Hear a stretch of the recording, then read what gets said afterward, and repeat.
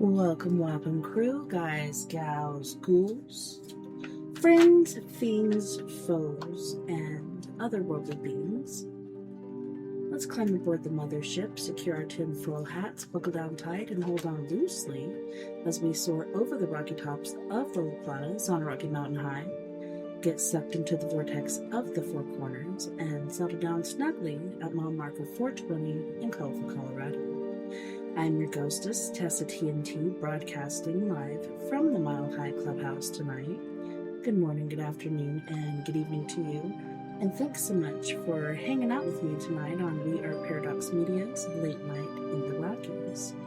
It is an honor, a pleasure, and a privilege to have you hanging out with me on the airwaves tonight. If you want to listen in your free time, whether you're working it, or working out, feel free to listen to me on Spreaker.com under We Are Paradox Media, or wherever else you may listen to your broadcasts and podcasts, and you will find me there under, as I said before, We Are Paradox Media.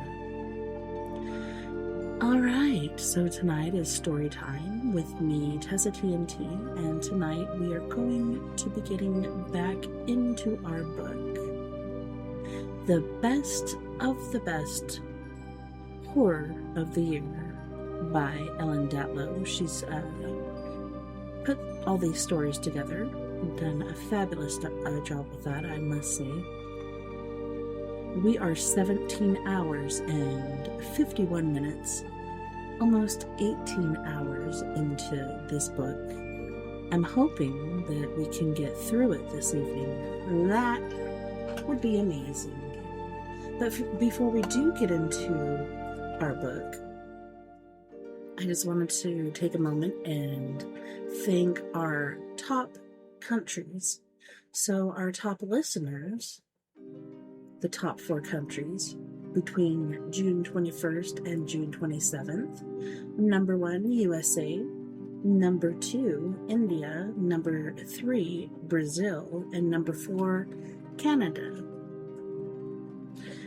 As far as our downloads, we have a top 17. We have number 1, USA, number 2, Canada, number 3, the UK, number 4, India, number 5, Brazil, number 6, Singapore, number 7, Burkina Faso, number 8, Germany, number 9, France, number 10, Honduras, number 11, Japan, number 12, South Korea, 13 is Mauritius, 14, Niger, 15, Russia, 16, Saudi Arabia, and 17, Taiwan. Thank you all so much for listening and downloading the show, for your special hearing ears, your earballs. All right, well, let's hop back into our book, shall we? Also, before we do get into our book, I also wanted to send out some positive healing energy to Venezuela. What's been going on down there is pretty crazy. Venezuela earthquake fatalities rise was what has made it so deadly.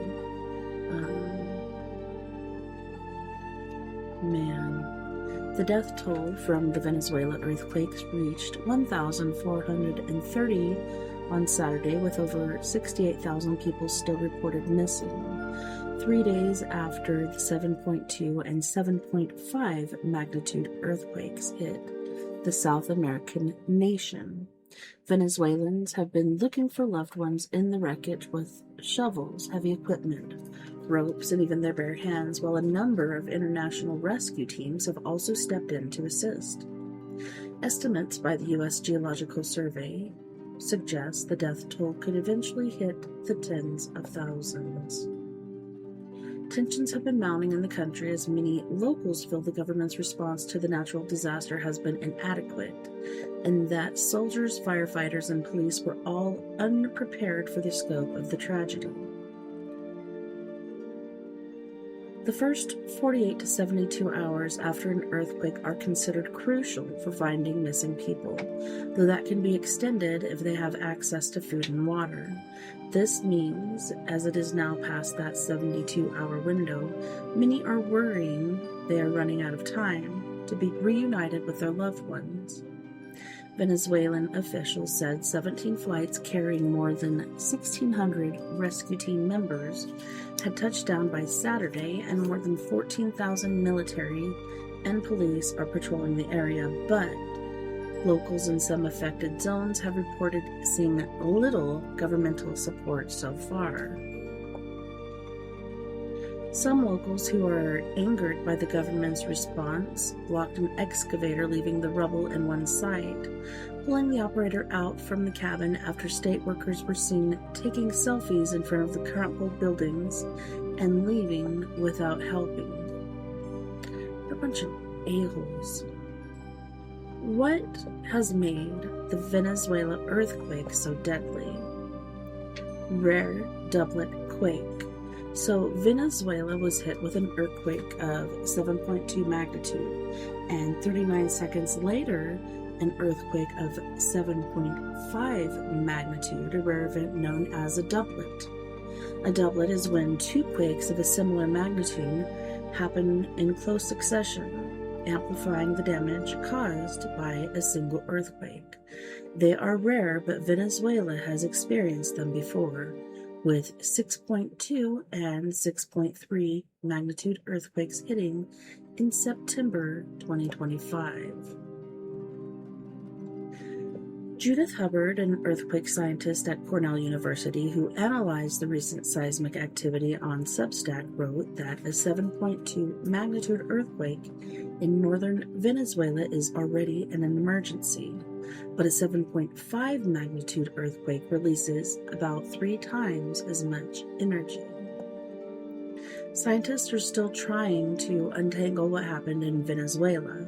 Hubbard wrote that 2 large earthquakes, one after the other, might also be considered 2 pulses of a single large rupture, with a total moment release equivalent to M7.6. A number of smaller aftershocks have also been recorded in Venezuela. A total of 11 quakes have happened in the country in the last 30 days, according to earthquaketoday.org. The USGS has also reported that between June 19 and 26, 93 earthquakes happened worldwide of magnitude 4.5 or stronger, revealing it was a week of heightened global seismic activity that included Venezuela's earthquake. Shortly after the major quakes in Venezuela, one was also recorded in Japan and in California, although scientists currently believe they are unrelated. Building structure. So, buildings have collapsed across northern Venezuela. In Caracas and nearby coastal areas, at least 8 hospitals, the Venezuelan Red Cross headquarters, and the French embassy were among the buildings reported badly damaged. According to William Barnhart, a geophysicist at USGS who spoke to the news outlet National Public Radio, NPR, part of the reason so many buildings crumbled in Caracas is because of its older buildings, which are more vulnerable to strong shaking. Chris Goldfinger, a paleoseismologist or seismologist at Oregon State University, also told NPR that many of these buildings were built before knowledge of plate tectonics improved, meaning that their engineering has not kept pace with evolving earthquake science.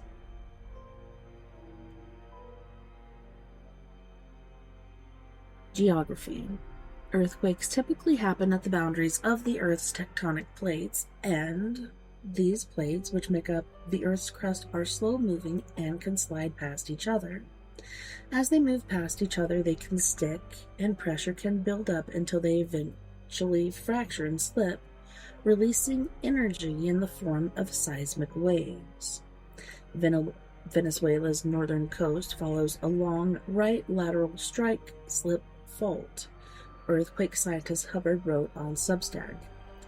There is the Oca-Ancon Fault west and the El Pilar Fault east, and then at that junction between these two faults is the Bacano Fault, which goes southwest. Essentially, Venezuela sits on the boundary between the South American plate and the Caribbean plate. The earthquakes happened right at this juncture, Hubbard wrote. At this time, the earthquake focal mechanisms all point to rupture of the main east-west fault, she added. Other major deadly earthquakes. As the death toll in Venezuela continues to rise, with estimates that it could reach the tens of thousands, whether it will become the deadliest earthquake in the last decade is unclear. The most deadly this decade were the 2023 Turkey-Syria earthquakes, a doublet involving 7.8 and 7.7 magnitude quakes, causing more than 59,000 deaths and catastrophic damage across two countries. In the last 15 years, there have also been a number of deadly earthquakes. Japan's 9.0, 9.1 magnitude Tohoku earthquake in 2011 was also deadly, though it was the subsequent tsunami, not the shaking, that caused most of the nearly 20,000 deaths and the Fukushima nuclear disaster. In 2010, Haiti's 7.0 magnitude quake remains one of the deadliest of the century, killing an estimated 100,000 to 160,000 people. Chile's 8.8 magnitude quake in 2010 triggered a destructive tsunami that caused 525 deaths, but the country's strict building codes and dense seismic monitoring network prevented far greater losses. So if you guys could keep these people in your thoughts and prayers and send some positive energy out there for them.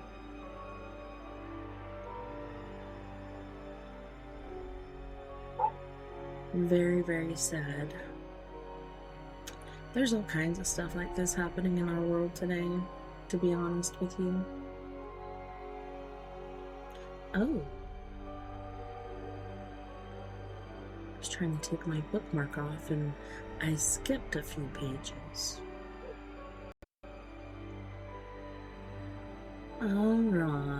Alright. We are getting back into the best of the best horror of the year, The Ballad of Ballard and Sandrine by Peter Straub. While meditating upon the all-around excellence of her longtime lover and wishing for him more with every fresh development of her thought, Sandrine had been continuing steadily on her way down the stairs.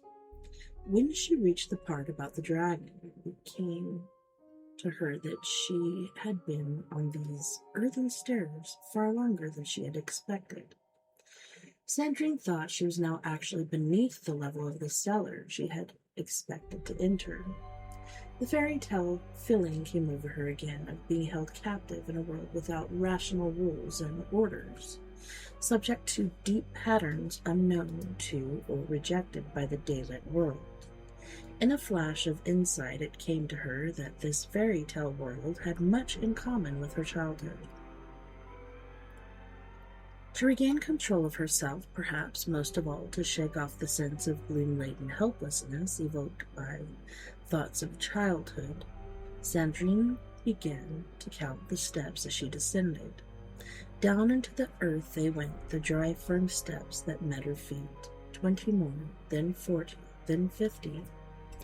At 101, she felt lightheaded and weary and sat down in the darkness. She felt like weeping. The long stairs were a grave, leading nowhere but to itself. Hope, joy, and desire had fled, even boredom and petulance had fled. Hunger, lust, and anger were no more. She felt tired and empty. Sandrine leaned a shoulder against the earthen wall, shuddered once, and then realized she was crying only a moment before she fled into unconsciousness. In that same instant, she passed into an ongoing dream, as if she had wandered into the middle of a story. More accurately, a point far closer to its ending. Much, maybe nearly everything of interest had already happened. Sandrine lay on a mass of filthy blankets at the bottom of a cage. The golden shower of shit had sufficiently relaxed. It seemed as to permit the butchering of entire slabs of flesh from her body, for much of the meat from her right shoulder had been sliced away. The wound reported a dull, wavering ache that spoke of those wonderful objects. The large narcotic painkillers.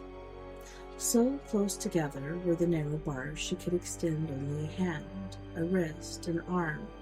In her case, an arm, a wrist, and a stump. The hand was absent from the arm. Sandrine had slipped through the bars, and someone had cauterized the wounded wrist. The mystery of the missing hand led directly to cage number 1, where a giant bug creature sat, crammed in at an angle, filling nearly the whole of the cage, mewing softly and trying to saw through the bars with its remaining mandible. It had broken the left one on the bars, but it was not giving up. It was a bug, and bugs don't quit. Sandrine was all but certain that when in possession of both mandibles, that is to say before capture, this huge fling had used them to saw off her hand, which it had then promptly devoured. The giant bugs were the scourge of the river tribes. However, the old ones, the real people, the cloud hovers, the tree spirits, the archaic sacred ones who spoke in birdsong and called themselves we, had so shaped the river and the forest which had given them birth, that the meat of the giant bugs tasted exceptionally good, and a giant bug guilty of eating a person, or parts of a person, became by that act overwhelmingly delicious, like manna, like the food of paradise for human beings. We were feeding bits of Sandrine to the captured bug, that it might yield stupendous meals for the Sandrine and Ballard upstairs. Sandrine awakened, crying out in fear and horror, scattering tears she could not see. Enough of that. Yes, quite enough of quivering. It was time to decide what to do next. Go back and try to break down the door, or keep going down and see what happens. Sandrine hated the idea of giving up and going backwards. She levered herself upright and resumed her descent with stair number 102. At stair 300, she passed through another spasm of weepy trembling, but soon conquered it and moved on. By the 400th stair, she was hearing faint carnival music and seeing sparkly light figments flit through the darkness like illuminated moths. Somewhere around stair 500, she realized that the numbers had become mixed up in her head and stopped counting. She saw a grave that wasn't a grave, merely darkness, and she saw her old tutor, Claire, a cool, detached Don named Quentin Jester, who said things like, "If I had a lifetime with you, Miss Lloyd, we'd both know a deal more than we do at present." But she closed her eyes and shook her head and sent him packing. Many stairs later, Sandrine's thigh muscles reported serious aches, and her arms felt extraordinarily heavy. She did her head, which kept lolling forward to rest on her chest. Her stomach complained, and she said to herself, "Wish I had a nice big slice of sautéed giant bug right about now," and chuckled at how crazy she had become in so short a time. Giant bug? Even good old Dad, old LL, who often respected sanity in others, but wished for none of it himself, drew the line at dining on giant insects. And here came yet another proof of her deteriorating mental condition, that despite her steady progress deeper and deeper underground, Sandrine could almost sort of half persuade herself that the darkness before her seemed weirdly less dark than only a moment ago. This lunatic delusion clung to her step after step, worsening as she went. She said to herself, "I'll hold up my hand, and if I think I see it, I'll know it's goodbye. Real word. Pack old Tilly off to Bedlam." She stopped moving, closed her eyes, and raised her hand before her face. Slowly, she opened her eyes and beheld her hand. The problem with the insanity defense lay in the irrevocable truth that it was really her hand before her. Not a mad vision from Gothic literature, but her actual, entirely earthly hand, at present grimy and crusted with dirt from its long contact with the wall. Sandrine turned her head and discovered that she could make out the wall too, with its hard-packed earth showing here and there the pale string of a severed root, at times sending in her direction a little spray of shower of dusty particulate. Sandrine held her breath and looked down to what appeared to be the source of the illumination. Then she inhaled sharply, for it seemed to her that she could see, dimly and a long way down, the bottom of the stairs. A little rectangle of light burned away down there, and from it floated the luminous translucency that made it possible for her to see. Too shocked to cry, she relieved to insist on its impossibility. Sandrine moved slowly down the remaining steps to the rectangle of light. Its warmth heated the air, the steps, the walls, and Sandrine herself, who only now registered that for most of her journey she had been half paralyzed by the chill leaking from the earth. As she drew near to the light, she could finally make out details of what lay beneath her. She thought she saw a strip of concrete, part of a wooden barrel, the bottom of a ladder laying on the ground. The intensity of the light surrounding these enigmatic objects shrank and dwindled them, hollowed them out even as it drilled painfully into her eyes. Beneath her world existed another, its light a blinding dazzle.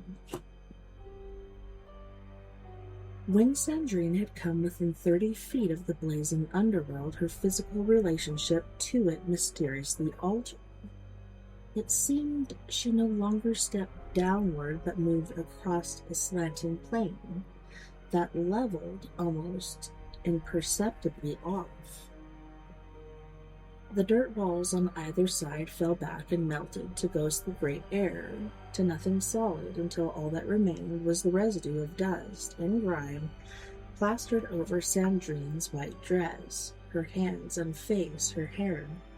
Heat reached her, the real heat of an incendiary sun, the human voices and the clang and bang and underlying susurrus of machinery. She walked toward all of it, shading her eyes as she went. Through the simple opening before her, Sandrine moved, and the sun blazed down upon her, and her own moisture instantly soaked her filthy dress, and sweat turned the dirt in her hair to muddy trickles. She knew this place. The dazzling underworld was the world she had left. From beneath her shading hand, Sandrine took in the wide concrete apron, the equipment she had noticed all that harrowing time ago, and the equipment she had not. The men posturing for the benefit of other men, the sense of falsity in stagecraft, and the incipient swelling of a banal, unheard melody. The long yellow dock, where, on a sluggish umber tide, 3 yachts slowly rocked, one of them the Sweet Delight. In a warm breeze that was not a breeze, a soiled-looking scrap of paper flipped towards Sandrine over the concrete, at the last lifting off the ground to adhere to her leg. She bent down to peel it off and release it and caught a strong, bitter whiff, unmistakably excremental of the Amazon. The piece of paper wished to cling to her leg, and there it hung until the second tug of Sandrine's dirty fingers, when she observed that she was gripping not a scrap of paper, but a Polaroid, now a little besmudged by contact with her leg. When she raised it to her face, runnels of dirt obscured portions of the image. She brushed away much of the dirt, but could still make no sense of the photograph, which appeared to depict some pig-like animal.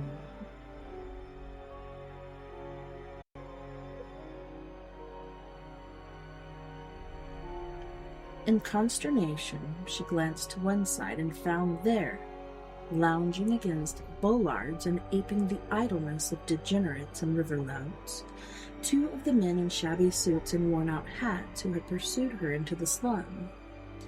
She straightened up in rage and terror, and to confirm what she already knew to be the case, looked to the other side and saw their companions. One of them waved to her. Sandrine's terror cooled before her perception that these guys had changed in some basic way. Maybe they weren't idle exactly, but these men were more relaxed. These less predatory than they had been on the avenue in Manal. They had their eyes on her, though they were interested in what she was going to do. Then she finally got it. They were different because now she was where they had wanted her to be all along. They didn't think she would try to escape again, but they wanted to make sure. Sandrine's whole long adventure from the moment she noticed she was being followed to the present had been designed to funnel her back to the dock and the yacht. The 4 men who were now smiling at her and nodding their behatted heads had pushed her toward the witch hag, for they were all in it together. Sandrine dropped her arms, took a step backward, and in amazement looked from side to side, taking in all of them. It had all been a trick. Herded like a cow, she had been played. Falsity, again, more stagecraft. One of the nodding, smiling men held his palm up before his face, and the man beside him leaned forward and laughed into his fist, as if shilling a sneeze. Grinning at her, the first man went through his meaningless mime act once again, lifting his left hand and staring into his palm. Grinning even more widely, he pointed at Sandrine and shouted, "Muna!"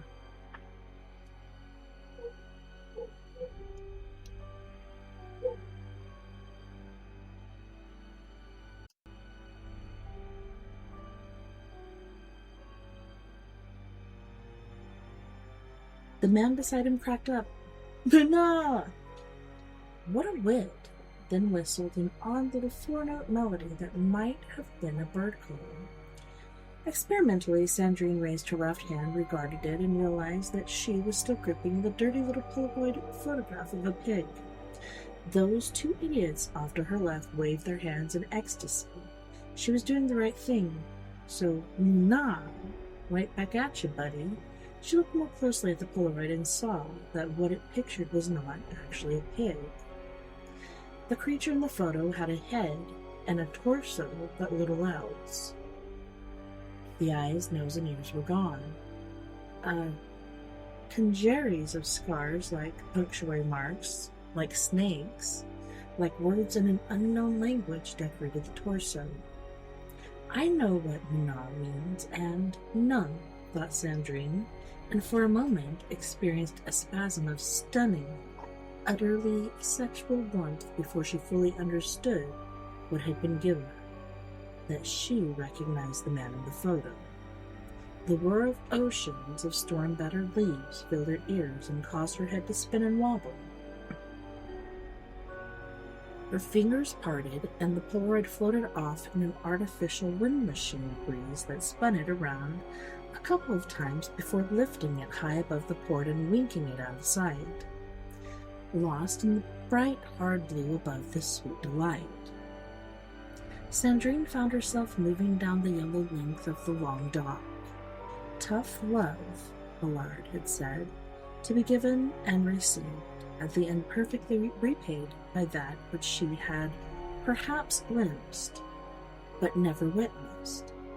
The brutal, exalted, slow-moving force that had sometimes rustled a curtain, sometimes moved through this woman, her hair and body now dark with mud, had touched her between her legs. Sandrine, poor, profane, lost, deluded, most marvelously fated Sandrine.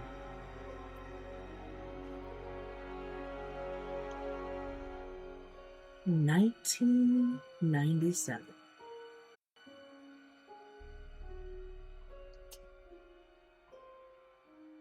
From the galley they come, from behind the little dun-colored curtain in the dining room, from behind the bookcases in the handsome sitting room, from beneath the bed and the blood-stained metal table, through wood and fabric and the weight of years, we come, the old ones and real people, the cloud huggers.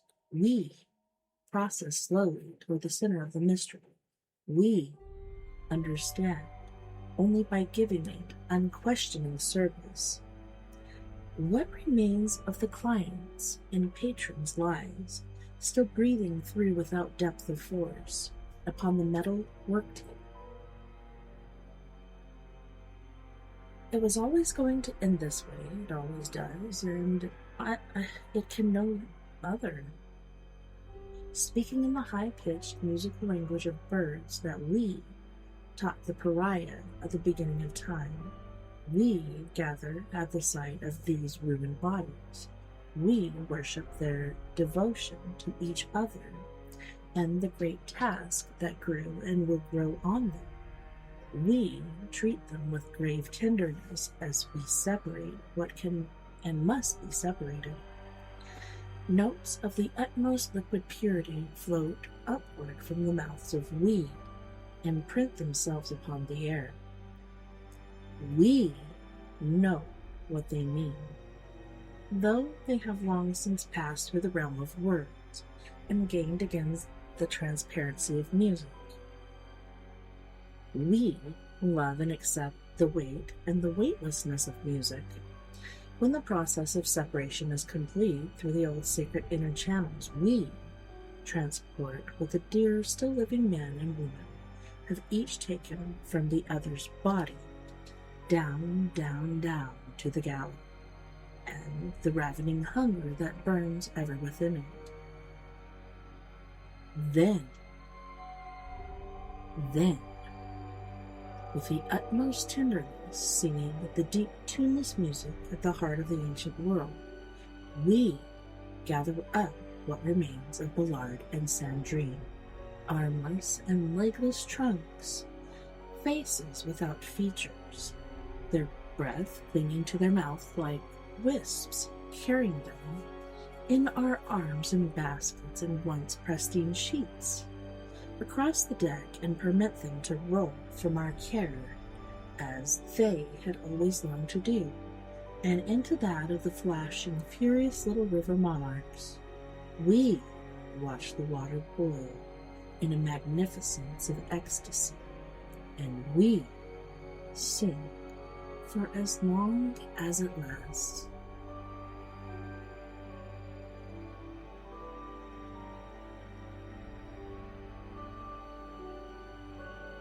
Major Lena by Jane Jacobin. She scared the hell out of me. We never did find out where she came from before she found us. After the explosions, 3 of us scrambled out, away from the road over the ridge. There was a rocky overhang on the other side. I had the map they'd showed us still in my head. We were bang in the middle of real thick hostiles territory, like jelly in a donut. "Fuck it, man. We stay right here," hissed Leroy. "You ain't in charge," said Schultz. "We stay on the ridge," I said. The explosion had taken out the lead trucks. If we hadn't been struggling, we'd have been gone as well. There was no movement on the road except for flames. Then came black smoke and a stink. Strange. I knew what it was right away. Like in my mom's kitchen when she made us taffy, stirring away in a boiling hot saucepan. "Man, coming up," shouted Leroy. Then he added, "Geez, maybe it's a female." A helmet outlined over the ridge, then a small figure hands high, coming up. Slowly in regulation desert boots, skating on the sand and shell. People think the Iraqi desert is smooth, sand like the beach, but there's places where it's all little stones slipping under your feet. When I think of Major Lemon now, and I try not to do that, it's what I remember. The air full of black, smoldering stuff and the smell of burning sugar. We hadn't thought anyone else was alive, but she came from the direction of the road. She was dead cautious, waited, lay on the ground, let Schultz take her rifle and fumble all over her. "Clean," he shouted. She had dog tags, ID, but it was her voice, more than anything, that was ranking U.S. female military. Though, like I said, we never did find out exactly where she was from. She had a kit bag, and Schultz pushed his hand in it. "No weapons here," he said. This was just after dawn, and we was stuck there in the desert. Go back down onto the road. No way.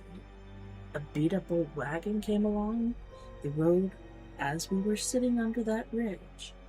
It was full of ragheads, the rifles all sticking out at odd angles. They didn't spot us.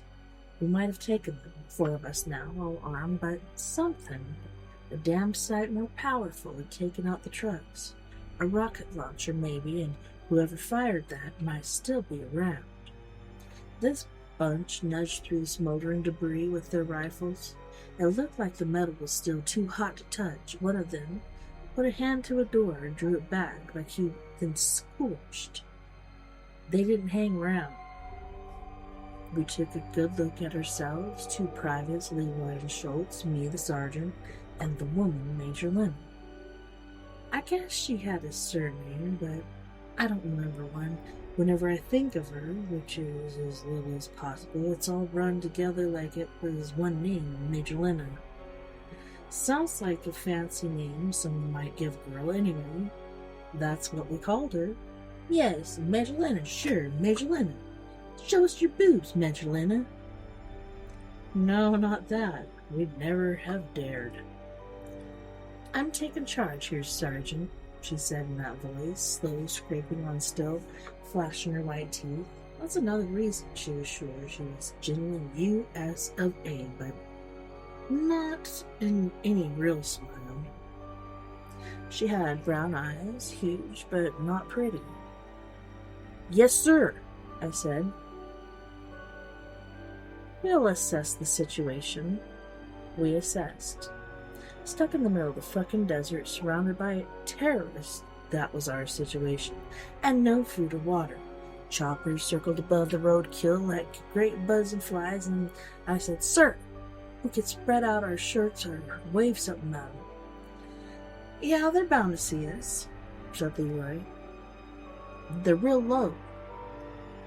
He ran to the top of the ridge of rock, pulled his shirt off, and waved it. There was a burst of machine gun fire. They had lousy aim.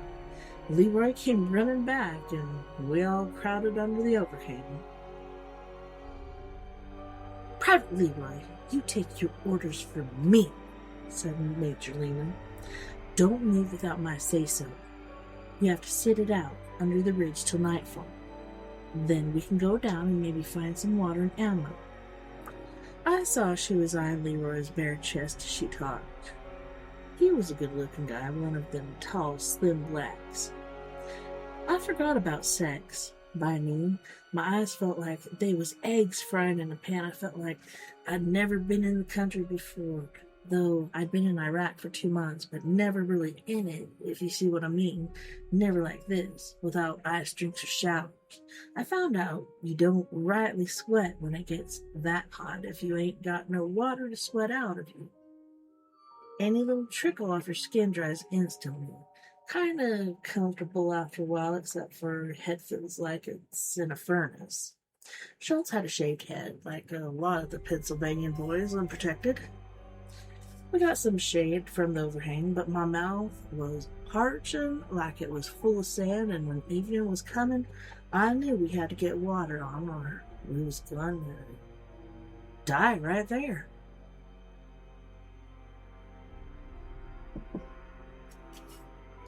Major Lena had been assessing the road situation. Sergeant, you and I will go down to the road, she said. The third truck hasn't been too badly hit. There may be some water or even a radio. That the one you was in, sir? No one could have survived from the 2 front trucks. There was nothing but metal frames with charred lumps on the driver's seat. Why, yes, Sergeant, she said. That's right. I've been traveling with this army. The melted sugar had poured down the sides of the trucks. There was all kinds of flies and insects there, drawn to the sweetness, I guess. You don't usually get those big fat things in the middle of the desert.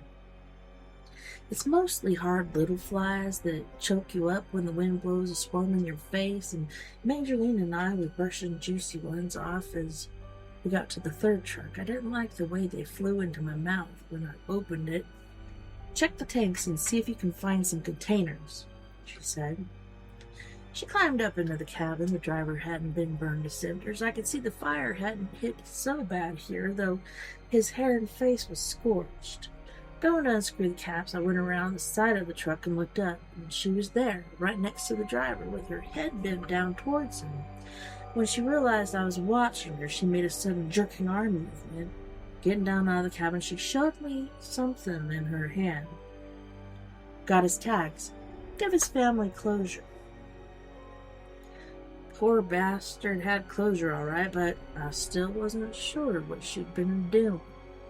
I managed to drain water from the radiator into some big cans, U.S. Army property we found on the truck, and they was full of coffee.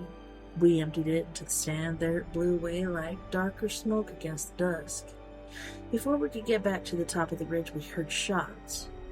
Schultz was dragging Leroy back up. Stupid asshole tried to make a break. They got night sights. Major Lena put her hand over Leroy's mouth to stop his screams that gradually went down to whimpering, and he died near dawn. And we scrabbled a place for him in the sand and tipped it over him with our hands. Then Schultz said some prayers.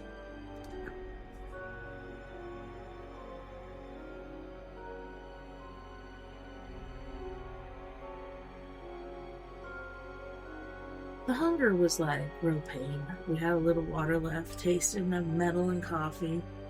We gotta figure out a way off here. Schultz was clutching his belly as if he were trying to press it smaller. We stay near the vehicles, said Major Lena. She was walking around. She didn't look sunk-eyed, not like she'd spent the night out in the open with no food or water. Yeah, I said. I know that's official, but there's exceptions. There may be some of that melted sugar we could break off, said Major Lena, like she was making a concession. I'll go down to the trucks when it gets dark, I said. Just the thought of filling my mouth with that real sweet taste near drove me crazy. They let me go alone. I figured I would be entitled to extra sugar. The driver's body was stinking. Stars and moon were bright as electric, so I was afraid I'd been seen by snipers, but nothing. Got to the back of the truck, and there was little smooth icicles hanging down. I broke one off and took a suck. Damn me if it wasn't as sweet as candy at a fair. I felt the sugar running through me, its energy coming up in my blood. When I scrabbled back to the top of the ridge, sending some shell skidding under me, the Major was waiting. I gave her a piece of sugar. Where's Schultz? Getting some sleep down there. But he was next to Leroy's body, and when I shook him, he didn't wake up.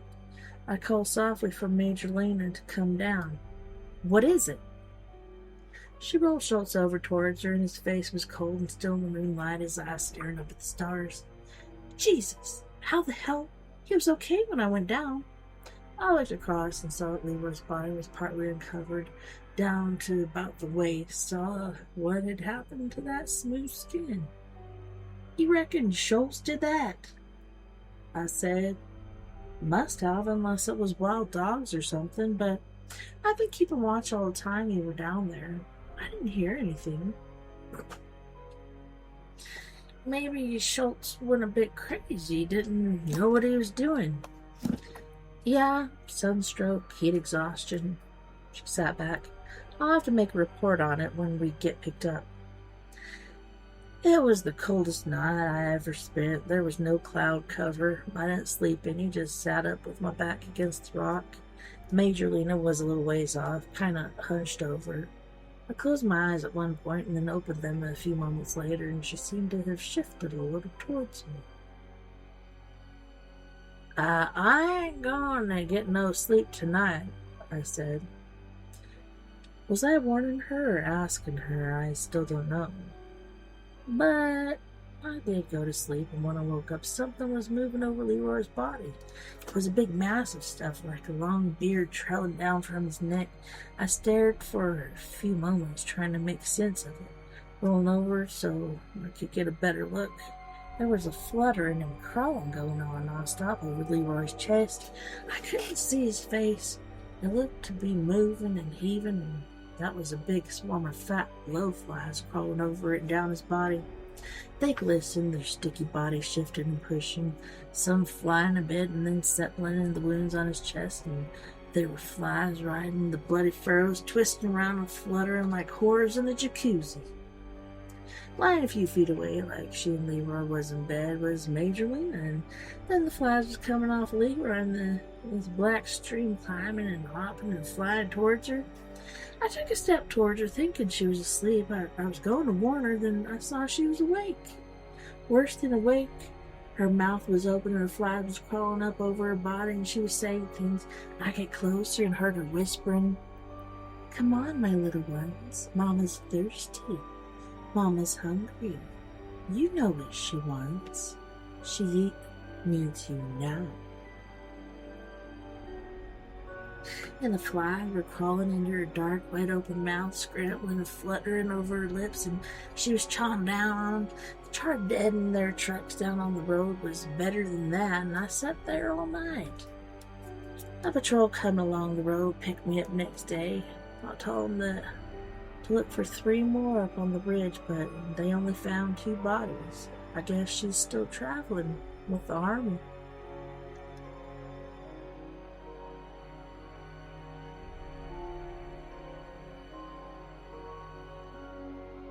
The Days of Our Lives by Adam L. G. Neville. For shovel, my Neville.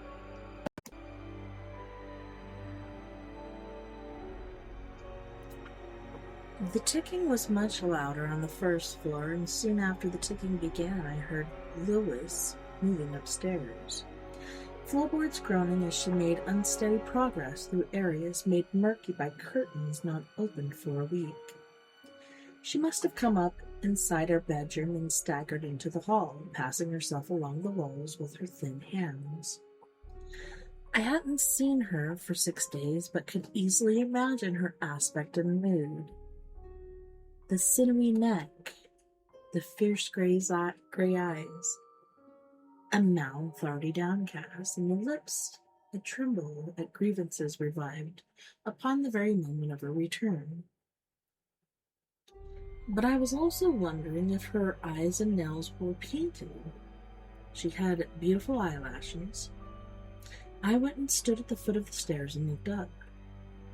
Even on the unlit walls of the stairwell, a long and spiky shadow was cast by her antics above. Though I could not see Lois, the air was moving violently, as were parts of her shadow, and I knew she was already batting the side of her face with her hands, and then throwing her arms into the air above her scruffy gray head. As expected, she'd woken furious. The muttering began and was too quiet for me to clearly hear all of what she was saying, but the voice was sharp, the words sibilant and near sped out, so I could only assume she had woken thinking of me. I told you! How many times? And you wouldn't listen, for God's sake! What is wrong with you? Why must it be so difficult? All the time! And you have been told, time after time. I'd hoped for a better mood. I'd cleaned the house over 2 days thoroughly but hurriedly, or when she next arose. I'd even washed the walls and ceilings, had moved all of the furniture to sweep, dust, and vacuum. I had brought no food indoors but loaves of cheap white bread, eggs, clean biscuits, and baking materials that would never be used. I had scalded and boiled the house of dirt and rid the building of its pleasures, with the exception of the television that she enjoyed and the little ceramic radio in the kitchen that only picked up Radio 2 from 1983.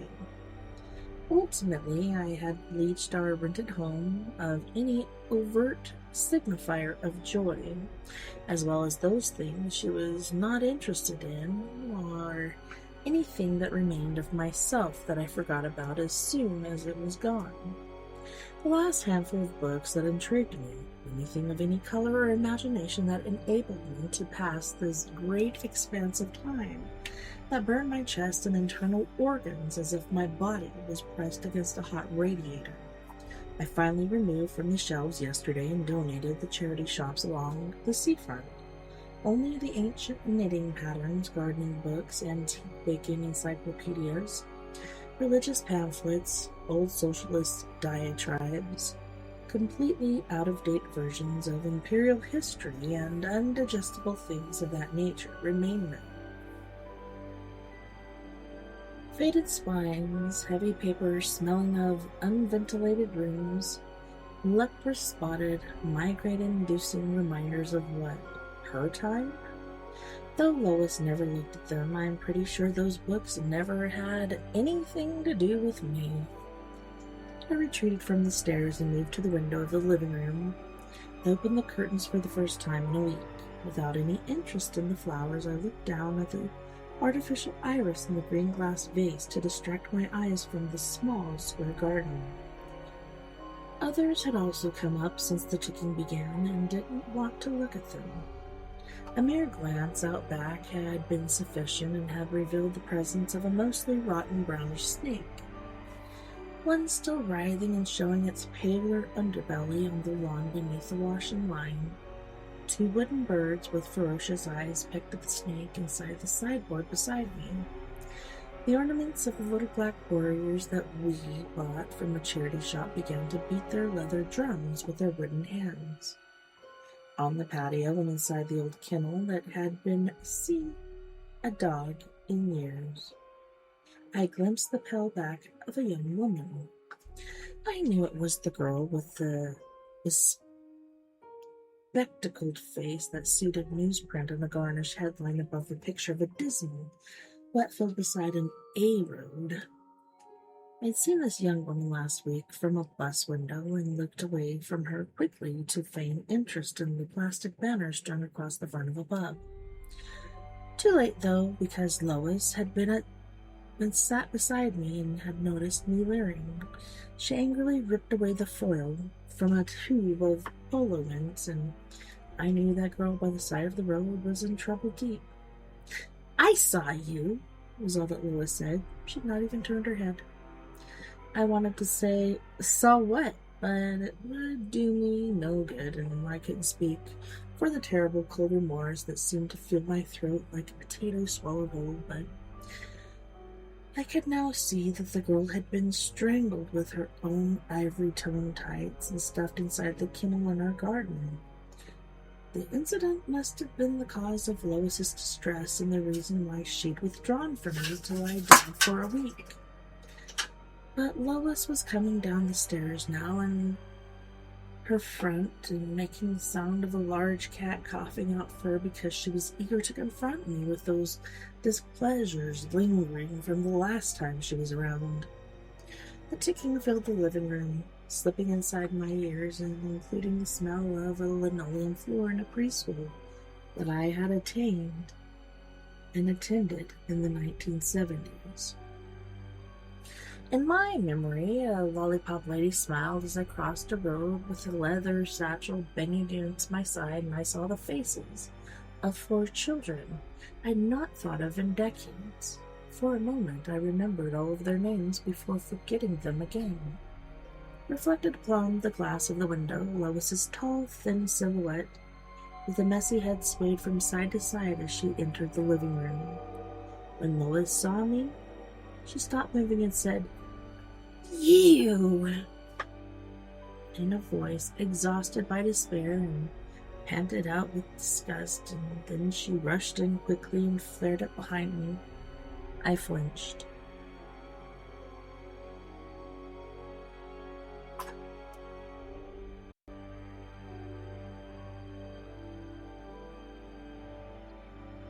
In the cafe on the pier, I cut a small, dry cake in half, a morsel that would have failed to satisfy a child.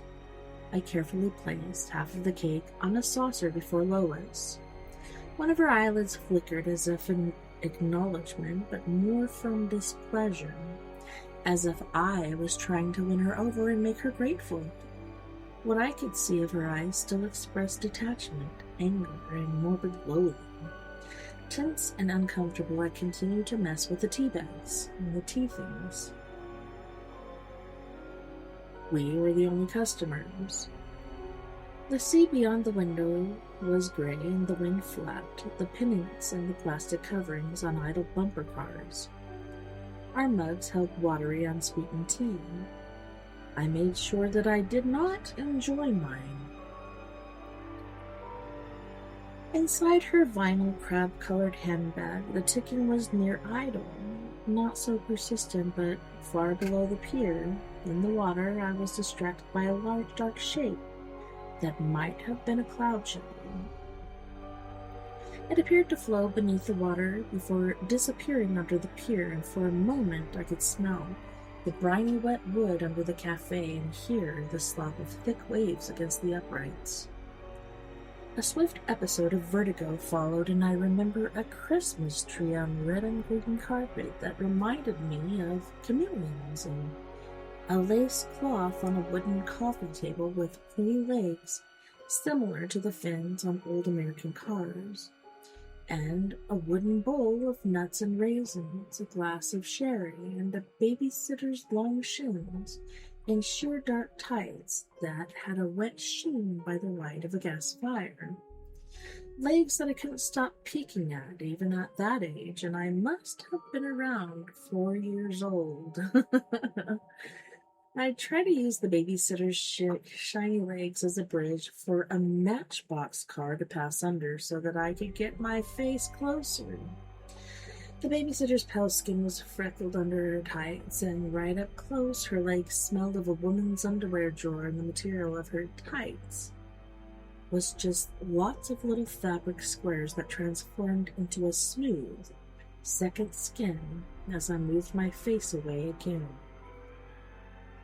One thing, then another thing, so many ways to see everything, one skin and then another skin.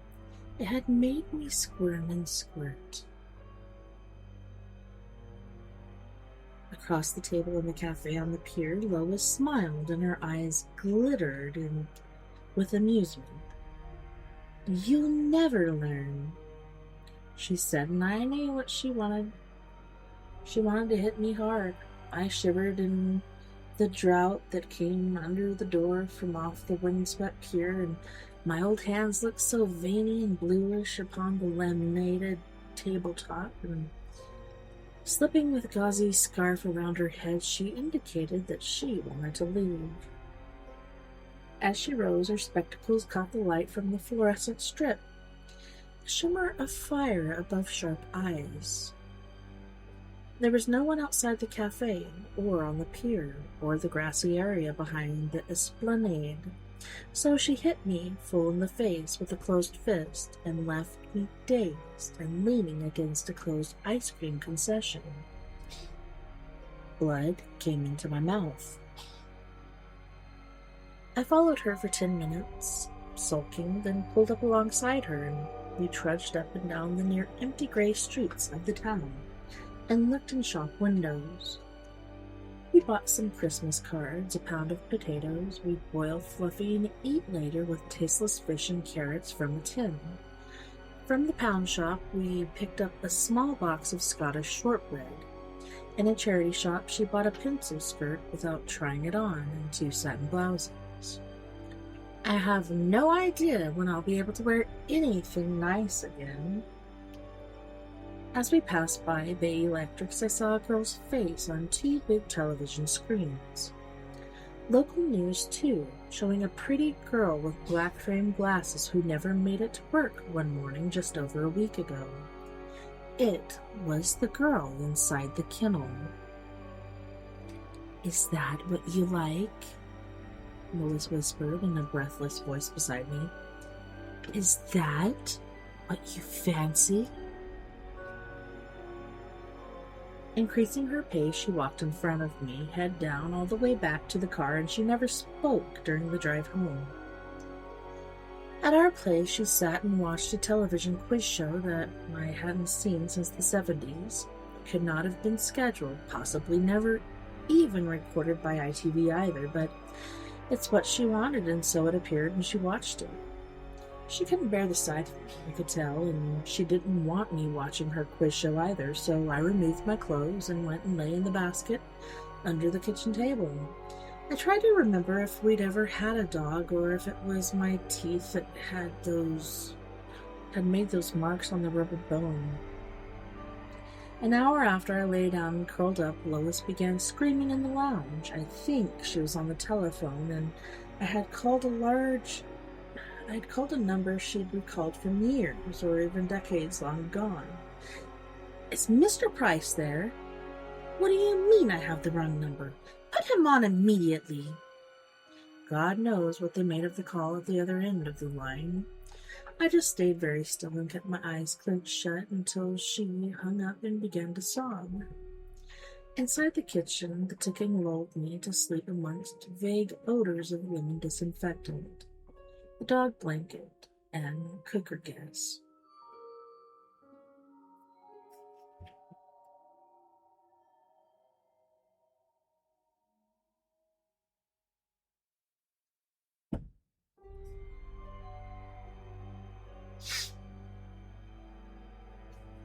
Lois was doing one of those 1,000-piece jigsaw puzzles, the one with the painting of a mill beside a pond. The puzzle was spread across a card table, and her legs passed beneath the table. I sat before her naked and stayed quiet. Her toes were no more than a few inches from my knees, and I dared not shuffle any closer. She was wearing her black brassiere, a nylon slip, and very fine tights.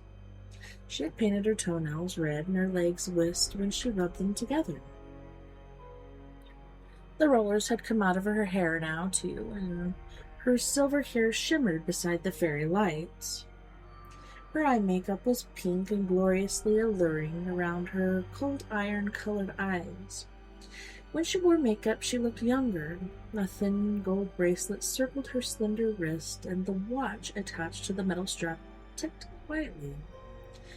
The watch face was so tiny I could not see what the time was. Gone midnight, I guessed. Until she finished the puzzle, she only spoke to me once in a quiet, hard voice. "If you touch it, I'll have it straight off." I let my limp hands fall back to the floor. My whole body was aching from sitting still for so long. She mostly remained calm and disinterested for the remainder of the time it took her to finish her puzzle, so I didn't have many memories. I only recall things when she is agitated, and I forget them when she calms down. When she is enraged, I am flooded. Lois began to drink sherry for a long glass and to share unflattering reminiscences and observations about our courtship. Things like, I don't know what I was thinking back then, and now I'm struck. I'm so stuck. Ha! Look at me now. Hardly the Ritz. Promises. I'd have been much better off with that American chappie. That one you were friendly with. Increasingly roused, she padded back and forth through the living room, so long, thin, and silky, with her thighs susurrating together. I could smell her lipstick, perfume, and hairspray, which usually excited me, particularly as her mood changed to something ugly and volatile, and as I sensed the vinegar of spite rising up through her, I began to remember, I think, package that arrived in the small room where I had lived years before. Yes, I've remembered this before, and many times, I think. The padded envelope had once been addressed to a doctor, but someone had written "no longer at this address" on the front, and then written my address as the correct postal address, only it wasn't addressed to me or anyone specifically, but was instead addressed to you.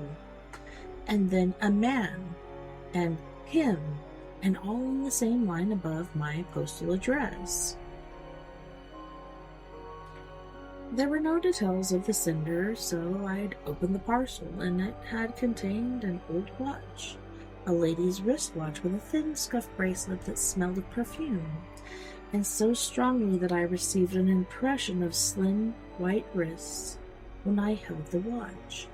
Within the cotton wool was a mass-produced paper flyer advertising a literacy walk, organized by something called The Movement. I went along to this walk, but only, I think, to return the watch to the sender. It was a themed walk on a wet Sunday, something to do with the 3 gruesome paintings in a tiny church. The triptych of paintings featured an ugly antique wooden cabinet as their subject.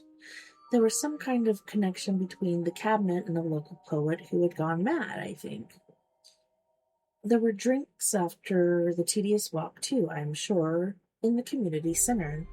I'd asked around the group on the walk, trying to establish to whom the watch belonged. Everyone I asked had said, "Ask Lois.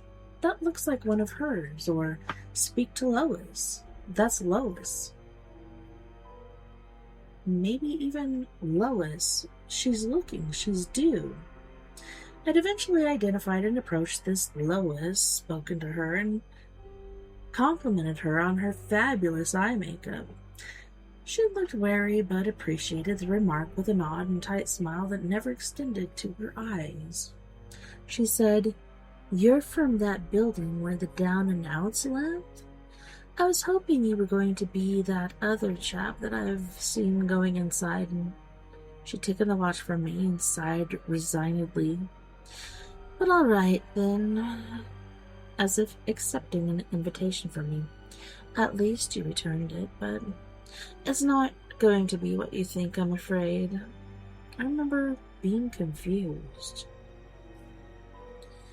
That afternoon, I'd not been able to stop staring at her beautiful hands either, or thinking of her wearing nothing but the tight leather boots she'd worn on the walk, so I was glad that the watch had a connection to this woman called Lois.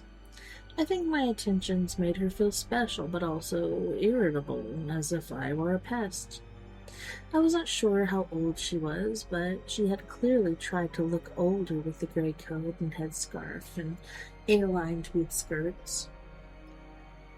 From a first sighting, she had made me feel uncomfortable, but intrigued and aroused also, and at the time I had been lonely and unable to get the cold, unfriendly woman out of my mind, so I had gone to the community center again, knowing that is where the strange group of people, the movement, met monthly. This dowdy, plain and depressing building was the center of their organization and had pictures painted by children covering the walls. On the second visit, plastic chairs had been set out in rows. They were red. There was a silver urn with tea and biscuits on the paper plate, too. Garibaldi's lemon puffs and still iced gems. I was nervous and didn't really know anyone well, and those that I thought I might recognize, or who would recognize me from the walk, seemed unwilling to converse. When something was about to occur on the stage, I sat in the row behind Lois. She was wearing a gray coat that she didn't take off indoors. Her head was covered by a scarf again, but her eyes were concealed by red-tinted glasses. She'd worn those boots again, too, but it seemed indifferent to me, even after I'd returned the watch and she'd suggested some kind of enigmatic agreement had been made between us the first time we met, and I did suspect that she was unstable, but I was lonely and desperate, and I found it all very bewildering, too, but my bafflement was only destined to increase. To replicate the image in one of the hideous paintings that I had seen on the literary walk, a picture responsible for sending a local poet mad, a motionless, elderly woman had sat in a chair on the low stage. She was draped in black and wore a veil. One of her legs was contained inside a large wooden boot. Beside her chair was a curtained cabinet the size of a wardrobe, but deeper, the sort of thing budget magicians use. On the other side of her was a piece of navigational equipment. Naval, I had assumed, and all made from brass, with what looked like a clock face on the front. A loud ticking had issued from the brass device. Another woman with curly black hair, who was overweight and dressed like a little girl, came onto the stage, too. I think she wore very high heels that were red. When the woman in the red shoes read poems from a book, I felt uneasy and thought that I should go. Just get up and leave the hall quickly, but I lingered for fear of drawing attention to myself by scraping a chair leg across the floor, while everyone else was at the meeting and was so enraptured by the performance on the stage. After the reading, the woman dressed like a little girl withdrew from the stage, and the hall darkened until the building was solely lit by 2 red stage lights.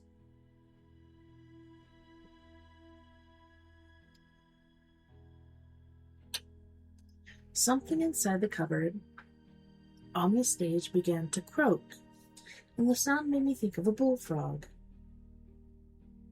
It must have been a recording, or so I had thought at the time. The ticking from the brass clock grew louder and louder, too.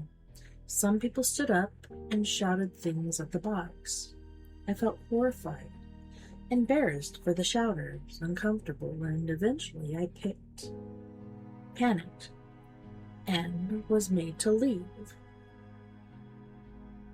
Lois had turned around then and said, "Sit back down." It was the first time she'd even acknowledged me that evening, and I returned to my seat, though I wasn't sure why I obeyed her, and the others near me in the hall had looked at me too, expectantly. I had shrugged and cleared my throat and asked, "What?" Lois had said, "It's not what, it's who and when." I didn't understand. On the stage, the elderly woman in the false leg spoke for the first time. "One can go," she said. Her frail voice amplified through some old plastic speakers above the stage. Chairs were knocked aside or even upturned, and the undignified scrabble toward the stage that was made by at least 4 female members of the group. They'd all held pocket watches in the air, too, as they stumbled to the stage. Lois got there first. Her posture was tense with a childlike excitement, and had looked up at the elderly woman expectantly.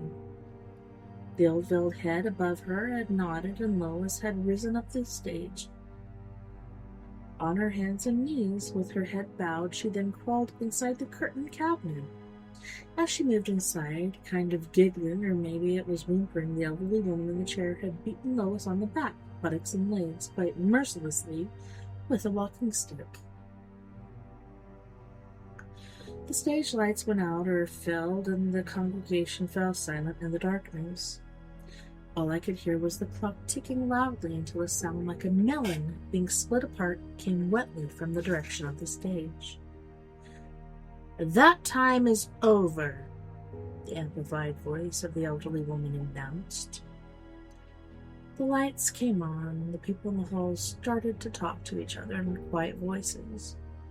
I couldn't see Lois and wondered if she was still inside the cabinet, but I'd seen enough of the nonsensical and unpleasant tradition or ritual connected to those paintings, in some kind of deeper belief system that I cannot remember much about, and couldn't even grasp back then, and so I left hurriedly. No one tried to stop me. I think that's what might have happened. It might have been a dream, though. I never really know if I can trust what appears in my head like memories, but I recalled that scene before, I'm sure. On another evening like this one, as Lois bemoaned our coming together. Maybe this was a recent, or as recent as last month. I don't know, but all of this feels so familiar. Lois began calling me after the night she entered the cabinet, on the stage of the community hall. On the telephone, she would be abusive. I remember standing by the communal phone to receive the calls in the hallway of the building in which I had rented a bed set. Her voice had sounded as if it were many miles away and struggling to be heard in a high wind. I felt told the other residents of the lodging to tell all callers that I was not home, and the phone calls soon stopped. I met someone else not long after my brush with Lois in the movement. Yes, a very sweet woman with red hair, but I didn't know her for long because she was murdered. She was found strangled, and her remains had been put inside a rubbish skip. Not long after that, Lois came for me in person. I think. Yes, and there was a brief ceremony soon after, in the back of a charity shop. I remember wearing a suit that was too small for me. It had smelled of someone else's sweat, and I was on my knees beside a pile of old clothes that needed sorting, while Lois stood beside me in a smart suit and her lovely boots with her fabulous eye makeup and her silver hair freshly permed. We had been positioned before the wooden cabinet that I had seen at the community center and the odd paintings inside the chapel on a literary walk, and someone had been struggling to breathe inside the box like they were asthmatic. You could all hear them on the other side of the purple curtain.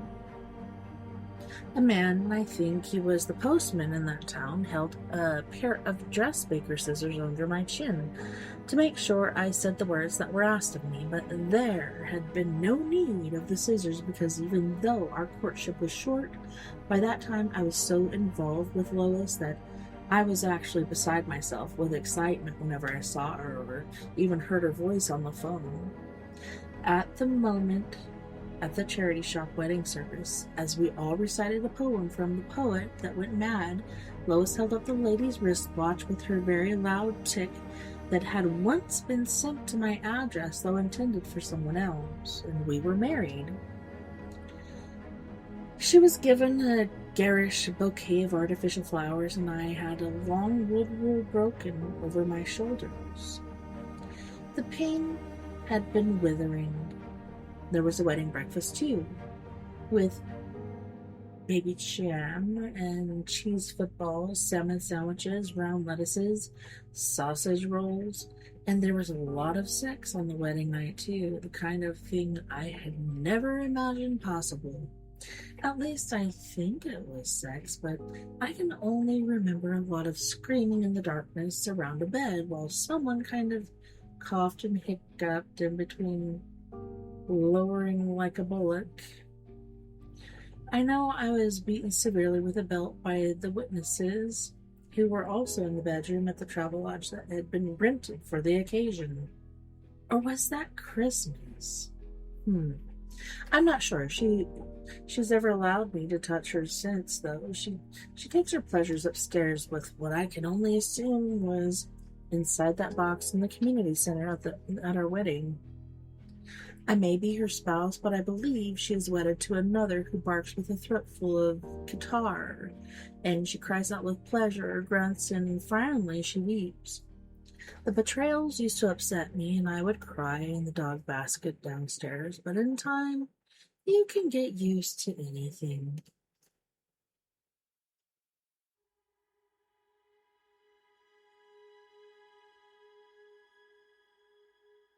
On Thursday, Lois killed another young woman, this time with a housebreak, and I knew we'd have to move on again.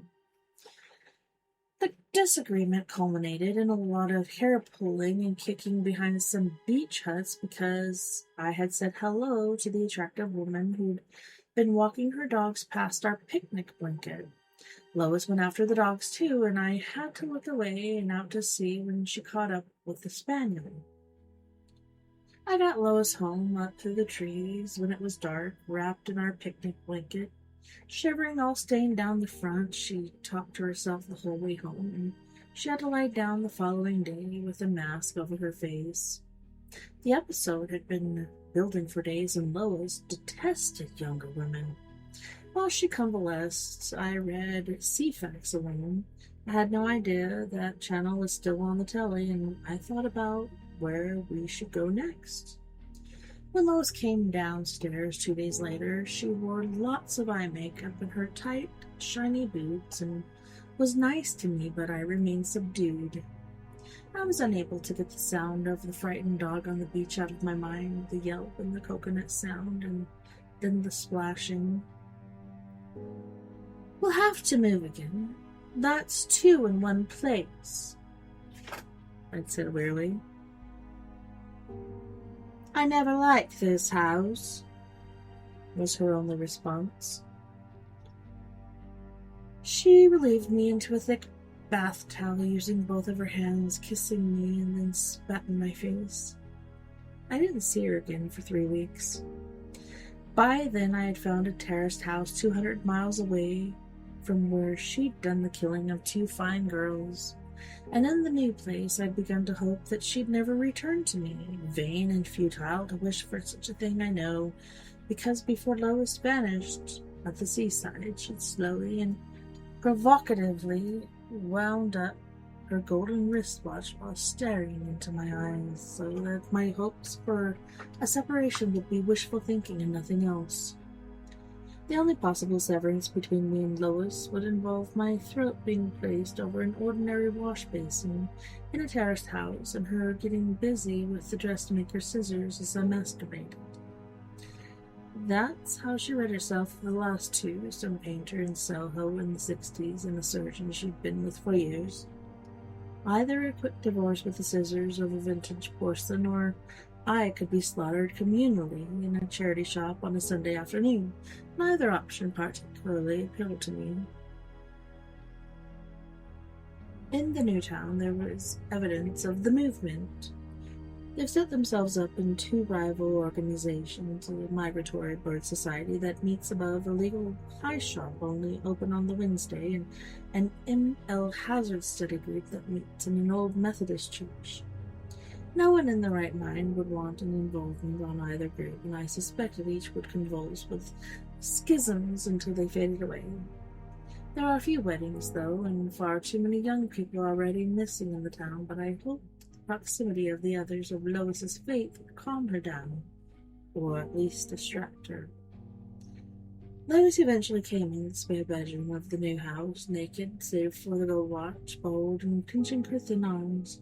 It took me hours with the help of a hot bath and lots of watery tea to bring me around and to make the ticking in the house slow down and quieten, and for the leathery snakes with the dog faces to melt into shitty stains on the carpet. She'd been through torments while away from me, I could see that, and she just wanted to hurt herself on arrival. But across several days, I brought Lois back to a semblance of what we could recall of her, and she began to use a bit of lippy and do her hair and wear underwear beneath her house coat. Eventually, we went out just to the end of the road, then the local shops to the treat of getting her some new clothes, then down and along the seafront, where we'd eat child-sized vanilla ice creams and sit on the benches to watch the misty gray horizon. I'd not been down to the sea much before. A drunken, unkempt man asked her to do something rude and frightened her, and then another dirty youth in a grimy tracksuit on a bike followed us for half a mile and tried to tuck her hair from behind. That second time, while I pumped 2-pence pieces into an arcade machine to win some Swan Vesta matches and Super King cigarettes tied up in a 5-pound note, Lois got away from me. I ran the length of the pier and shore looking for her, and only found her after following the sound of what I thought was someone stamping in a puddle in the public toilets, and then saw the bicycle outside. She'd lured the lad who'd yanked her hair on the promenade inside the ladies' toilets and been thorough with him in the inn cubicle. When I finally dragged her out of there was little left of his face that I could see, and the top of his head had come off like pie crust. When I got her home, I had to put her best boots in the dustbin, and her tights were ruined. 2 people from the movement came and saw us at home after the incident and told me not to worry because hardly anything like that was investigated anymore, and besides, the police had already charged 2 men. Apparently, the smashed-up lad was always knocking about with them, and they had flown for stamping on people in the grimy streets. The visitors from the movement also invited us to be witnesses at a wedding, which I instantly dreaded despite of going to see Lois all dressed up again. The wedding was held in the storeroom of the Sea Scout hut. Smelled of bilge up in there. Within minutes, Lois met someone else, a fat, bald man who did little but leer at her and sneer at me. She also did her best to lose me in the crowd, and there were a lot of people there to whip the bridegroom with the leather belt, but I kept my eyes on her. At the wedding breakfast, I saw the fat man feeding her the crisps, and those come with a sachet of salt inside the bag. He wasn't married and wasn't in the movement either, so I was appalled by the fact that they let single men attend an event like that. At one point, as I hid below Lois's eye line, I even caught her slipping the fat man on a telephone number. All the other women felt sorry for me. I barely recognized Lois after the wedding in the Sea Scout hut. For days she was euphoric and acted as if I wasn't even there, and then she was enraged because I was there and clearly preventing her from pursuing another opportunity. The fat man even approached me in the street when I was out shopping and spoke down to me and said that I may as well give up on Lois as our relationship was dead, and that he intended to marry her within weeks. "Is that what you think?" I said, and he slapped my face. I writhed beneath the kitchen table for 3 days after the incident with the fat man before getting up and dressing in Lois's clothes, which made me giddy. When I got to the eyeshadow just right, my knees nearly gave way, but I still managed to leave the house in the early hours to pay a visit to the fat man. Lois ran into the street after me, shouting, "Don't you touch him! Don't you touch my Richie!" When some of the neighbors started looking out of the windows, she retreated indoors sobbing. Well aware that Lois was absolutely forbidden from making such an overture to the new partner without my voluntary participation in a divorce, Richie hadn't been able to restrain himself from making a move on him. Through the spiral in the door of his flat, he saw me with my face all made up, and he thought that I was Lois.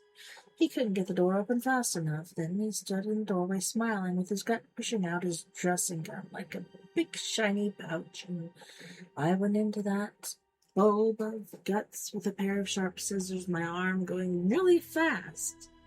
He didn't even have a chance to get his hairy hands up and into his tubes and tripes I cut deep. You cannot have oaths in the movement. Everyone knows that. I found out later that he'd only been let in because the woman in the bird migratory group, the one who always wore a raincoat hood up indoors, had her eye on Richie and had believed that she was in with a chance. She was only 1 week from crossing over too, but I think I saved her a few decades of grief.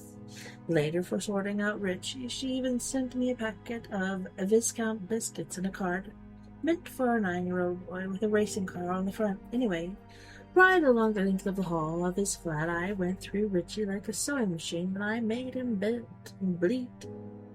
I had worn rubber washing-up gloves because I knew my hands would get all slippery on the plastic handles of the scissors, in and out, in and out, in and out, and as he slowed and half collapsed down the hall, in the wall of the hall, before falling into his modest living room, I put the scissors deep into his neck from the side, and then closed the door of the lounge until he stopped coughing and wheezing.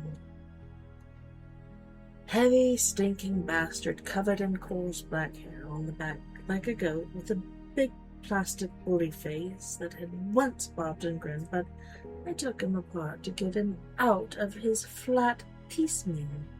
Unbelievably, as I disjointed his care case in the bath, he came alive for a bit and scared me half to death. He didn't last for long, though, and I finished up with some secateurs that were good on meat. I found them under the sink in the kitchen. Took me 3 trips. One to the old zoo that should have been closed years ago, where I threw bits into the overgrown casery and closed. They have 3 birds. 1 trip to where the seagulls fight by the deranged pipe, and 1 trip to the Sea Scout hole with the head, which I buried beside the war memorial so that Richie could always look up to the place where he got the ball rolling. When I got home, I shut Lois in the loft and took down the smoke alarms and burned all of her clothes except for the best party tights and the kitchen sink with the windows open. I went through the house and collected up all of her things, and what I didn't dump in the council rubbish bins I gave to charity. Before I left her growling like a cat up in the loft amongst our old Christmas decorations, I told Lois that I might see her in a new place when I found it. I went downstairs and put her lady's watch on my wrist and listened to it tick rapidly like a heart fit to burst. Inside the sideboard, the little black warriors began to beat their leather drums with their wooden hands.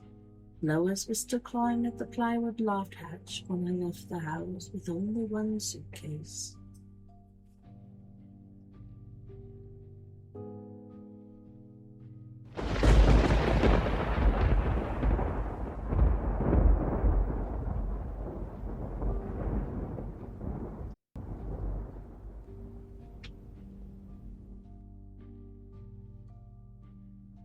You can still stay all day. You can stay all day. By Myra Grant. The merry-go-round was still merry-going, painted horses prancing up and down while the calliope played in the background, tinkly and bright and designed to attract children all the way from the parking lot. There was something about the sound of the calliope that seemed to speak to people on a primal level, telling them the fun is over here, and come to remember how much you love this sort of thing. Cassandra was pretty sure it wasn't the music that was attracting the bodies thronging in the zoo's front plaza. It was the motion. The horses were still dancing, and some of them still had riders, people who had become tangled in their safety belts when they fell. So the dead people on the carousel kept flailing, and the dead people who weren't on the carousel kept coming, and they were dead. They were all dead, and they wouldn't stay down, and none of this could be happening. None of this could be real. The bite on my arm burned with a deep, slow poison of infection setting in, and nothing is real anymore. Nothing but the sound of the carousel playing on and on forever.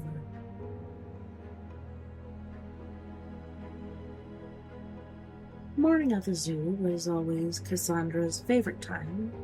Everything was bright and clean and full of possibility.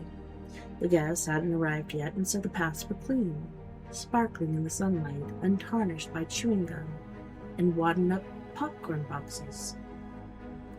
It was funny. People came to the zoo to goggle at animals they'd never seen outside of books. But it was like they thought that alone was enough to conserve the planet. Just paying their admission meant they could litter and feed chocolate to the monkeys and throw rocks at the tigers when they weren't active enough to suit their sugar-fueled fantasies. Nothing ruined working with animals like the need to work with people at the same time, but in the mornings, before the gates opened, everything was perfect. Cassandra walked along the elegant footpath carved into the vast swath of green between the gift shop and the Timberwolf enclosure. People picnicked here in the summer, enjoying the great outdoors, sometimes taking in the open-air concert from the bandstand on the other side of the carefully maintained field, and smiled to herself, content with her life choices. One of the other zookeepers strolled across the green up ahead, dressed in khakis like the rest of the staff. The only thing out of place was the thick white bandage wrapped around his left bicep. It was an excellent patch job, and yet... Michael! He stopped at the sound of his name and turned to watch as she tried to catch up with him. His face split in a smile when she was halfway there. "Cassie," he said, "just the girl I was hoping to see." "What did you do to yourself this time?" she asked, trying to make the question sound as light as she could. Michael worked with their small predators, the raccoons and otters and possums. It wasn't outside the realm of possibility that one of them could have bitten him. If he reported it, it would reflect poorly on him and on the zoo. If he didn't, and it got infected, there were things that could kill or cripple a zoo. An employee failing to report an injury was on the list. "No," he said and grimaced sheepishly. "It was my roommate." "What?" "My roommate, Carl. He was weird this morning. Not talking, just sort of wandering aimlessly around the front room. I thought he was hungover again. I figured I'd help him back to bed, but as soon as he realized I was there, he lunged for me and he bit me." Michael shook his head. "Asshole. I'm gonna tell him I'm through with this shit when I get home tonight. He's never been late with his share of the rent, but enough's enough, you know?" "I do," said Cassandra with another anxious glance at the bandage. You want me to take over your feedings for the morning?" "Please. I cleaned it out and wrapped it up as best I could. I did a pretty decent job, if I do say so myself. There's still a chance the smell of blood could get through the gauze, and well... I don't need to exasperate a human bite with a bunch of animal ones, even though the animal bites would be cleaner." Sandra frowned. "Your short's cleaned out? I can take a look if you want." "No, really, I'm good. I just wanted to ask about the feedings, and it turned out I didn't need to." Michael's grin seemed out of place on the face of a man who'd just been assaulted. "That's artwork, Will," said Cassandra. "Get to work. I'll do your feedings after I finish mine." "Yes, ma'am," said Michael, and resumed his progress across the green, seemingly no worse for wear. Cassandra frowned. It was entirely like him to brush off something as unusual and traumatic as being bit by his own roommate, and it wasn't her place to get involved. At the same time, the situation wasn't right. People didn't just start biting. "Classic Cassandra," she muttered. "If you can't find a catastrophe, you'll invent one. Get over yourself." She started walking again, trying to shake the feeling that some of the brightness had gone out of the day. The sky was clear, the sun was shining. One little bit of human weirdness shouldn't have been enough to dampen her enthusiasm, but it was. It always was. Humans were strange, animals made sense. A tiger would also always act like a tiger. It might do things she didn't expect.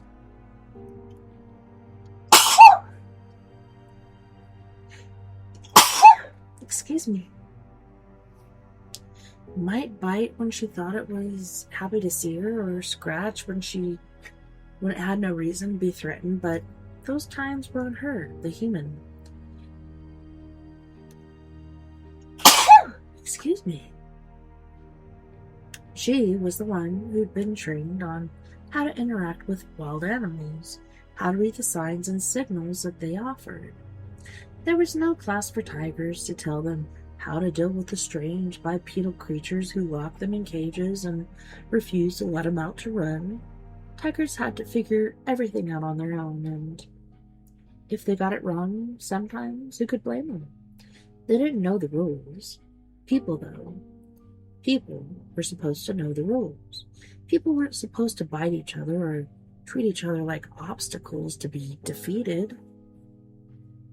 Michael was a good guy. He cared about the animals he was responsible for, and he didn't slack off when he had duties to attend to. He wasn't like Lauren from the aviary, who smoked behind the lorikeet feeding cage sometimes and didn't care if the birds were breathing it in. He wasn't like Donald from the African safari exhibit either, who liked to flirt with female guests, talking to their breasts, when he should have been watching to be sure that little kids didn't jab sticks at giraffes. Michael was a good guy. So why was she so unsettled? Cassandra walked a little faster. Work would make things better. Work always did.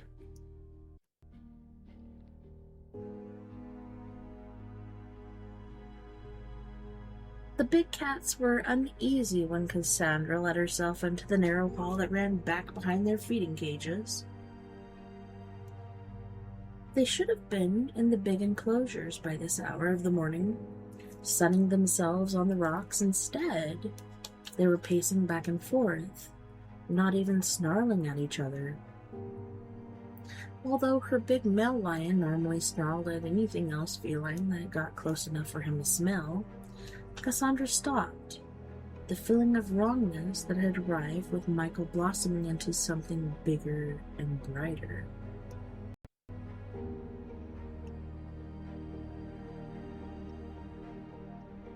"What's wrong with you?" she asked. The big cats, unable to answer her, continued to pace. She walked over to the first cage where her female tiger, Andy, was prowling. She pressed the palm of her hand against the bars. That should have made Andy stop, made her come over to sniff at Cassandra's fingers, checking them for interesting new smells. Instead, Andy kept pacing, grumbling to herself in low tones of truly distressed tiger. "You're not going to delight many families today if you keep hanging out back here," said Cassandra, trying to cover her concern with a quip. It was a small coping mechanism, but one that had served her well over the years.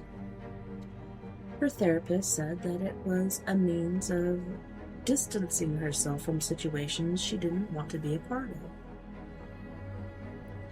It was funny how her therapist never suggested anything better. Surely there were situations that no one wanted to be a part of. That what were people supposed to do then? "All right," said Cassandra. "I'll go see what's going on. You stay where you are." She pressed the button that would close the tigers in their feeding cages, keeping them from venturing into the larger enclosure. Then she counted noses. It was unlikely that she would ever mistake 3 tigers for 4 tigers, but it only took once. No matter how much they liked her, no matter how often she fed them, they would still be tigers, and she would still be a human being. They would eat her as soon as look at her, if she caught them in the wrong mood, and then they would be put down for the crime of being exactly what nature intended them to be. So she counted noses, not to save herself, but to save them. Always to save them. The door of the main tiger enclosure was triple locked, secured with 2 keys and deadbolt.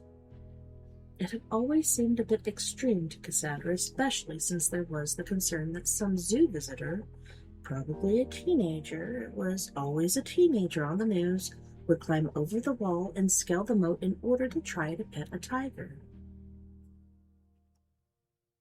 The number of locks involved would just keep any zookeeper who saw the incident from getting to the full in time, but maybe that, too, was part of the point. All it took was one mauling a decade to keep people out of the enclosures. It could be seen as a necessary sacrifice, letting the animals devour the one for the sake of the many who would be spared. Even if that was true, Cassandra didn't want the sacrifice to involve her charges. Let some other zoo pay the price. Her tigers had done nothing wrong. They didn't deserve to die as an object lesson. The day had only gotten prettier while she was inside and stepping into the tiger enclosure, a place where tourists never got to litter, where snotty little children never got to chase the peacocks and squirrels into the trees, where the air smelled of big cat and fresh grass, made everything else seem trivial and small. She paused to take a deep breath, unbothered by the sharp animal odor of tiger spoor clinging to the rocks. They had to mark their territory somehow. The smell of rotting flesh assaulted her nostrils. She coughed, choking on her own breath, and clapped a hand over her nose. It wasn't enough to stop the scent from getting through. Whatever had died here, it had somehow managed to get unnoticed by the groundskeepers long enough to start to truly putrefy, turning the air septic. No wonder the tigers hadn't wanted to be outside. This was bad enough that she didn't want to be outside, and her nose was nowhere near as sensitive as theirs. Hands still clasped over her nose, Cassandra started toward the source of the smell. It seemed to be coming from the moat that encircled the enclosure, keeping the tigers from jumping out. That made a certain amount of sense. Raccoons and possums could fall down there, and the tigers couldn't get to them. Pause there. Did you guys know that tigers are the fastest swimming cat in the world? They're amazing. Don't try to outrun a tiger by swimming from it. They worked hard in their jobs, but they were only human. So was the source of the smell. Cassandra stopped at the edge of the moat, eyes going wide and hands slowly dropping from her mouth to dangle by her side as shock overwhelmed revulsion. There was a man at the bottom of the moat. He wore the plain white attire of the night groundskeepers who dressed that way to make themselves visible from a distance. He was shambling in loose and coordinated circles, bumping against the walls of the moat and reorienting himself, staggering off in the next direction. He must have been drunk or under the influence of something less than legal, because he didn't seem to know or care where he was going. He just went. A human pinball, perpetually in motion. From the way his left arm dangled, Cassandra was willing to bet that it was broken. Maybe he wasn't drunk. Maybe he was just in shock. "Hey!" she called, cupping her hands around her mouth to make her voice carry further. "Are you all right down there?" The man looked up, turning toward the sound of her voice. His face was smeared with long, dried blood. Staring at her, he drew back his lips and snarled before walking into the wall again and again. like he could somehow walk through it to reach her. His gaze never wavered. He didn't blink. Cassandra stumbled backward, clasping her hands over her mouth again, this time to stop herself from screaming. She had been a zookeeper for 5 years. Before that, she had been a biology student. She had worked with animals her entire adult life. She knew Dad when she saw it. That man was dead.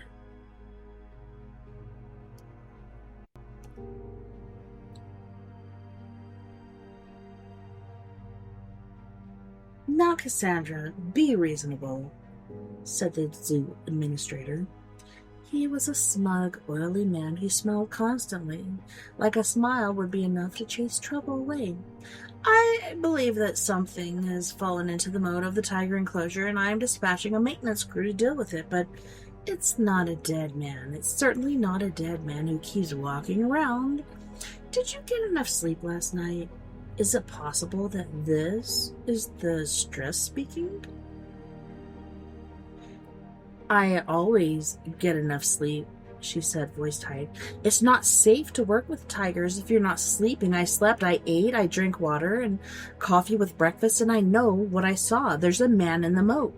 He doesn't blink, he doesn't breathe, he's dead. But he's still walking, Cassandra. Have you listened to yourself? You have to hear how insane this sounds. Cassandra stiffened. I'm not insane.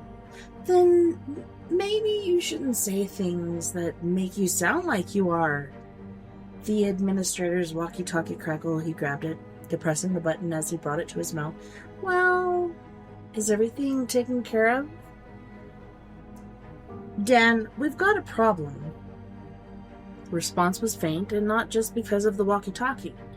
The speaker sounded like he was on the verge of passing out. She was right. Dan blinked. What do you mean, she was right? There's a man in the moat. A dead man? That's biologically impossible.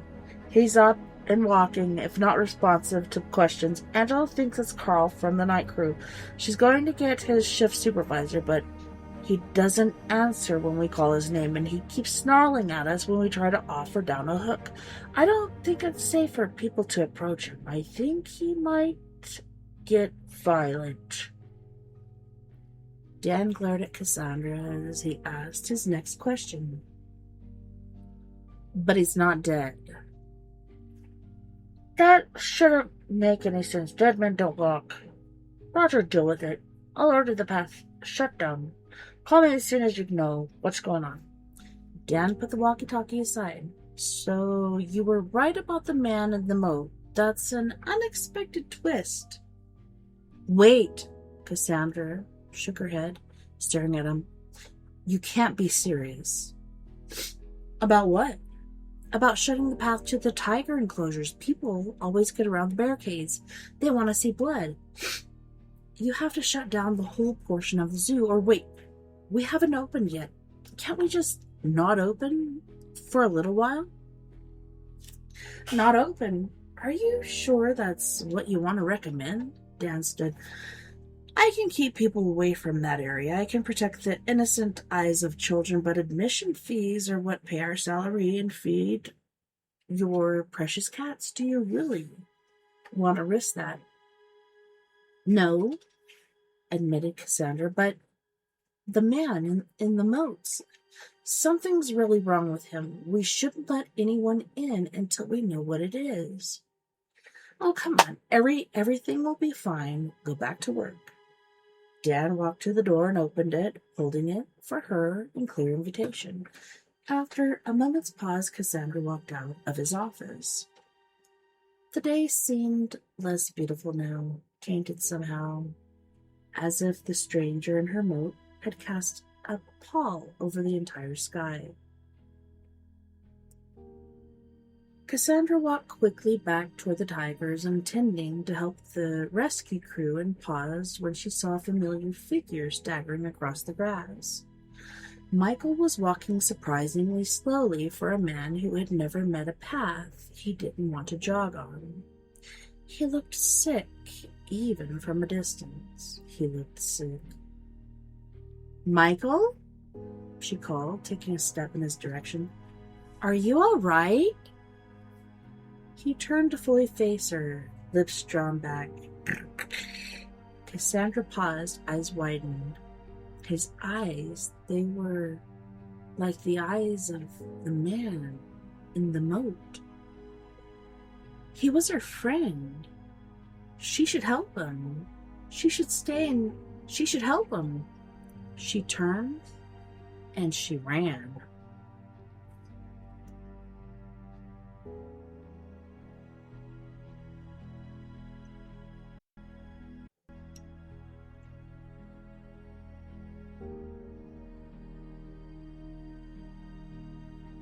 The tigers were still locked in their feeding pens, prowling back and forth and snarling at each other.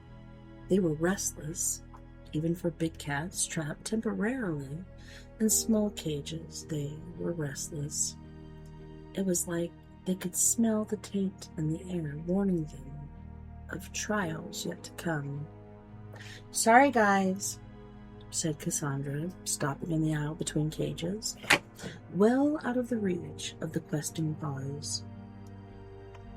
The tigers didn't want to hurt her. She was almost certain of that. They still would. She was absolutely certain of that.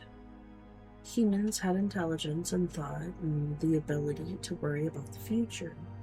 It made them great at things like building zoos and taking over the world, and it made them terrible at being predators. Humans could plan. Humans could think about consequences. Tigers, though.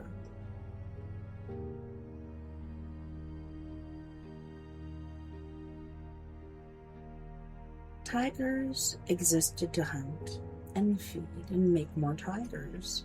They existed for the sake of existence without needing to care about whether tomorrow was going to come. She envied them sometimes. No one ever told a tiger that it didn't know how to be what it was.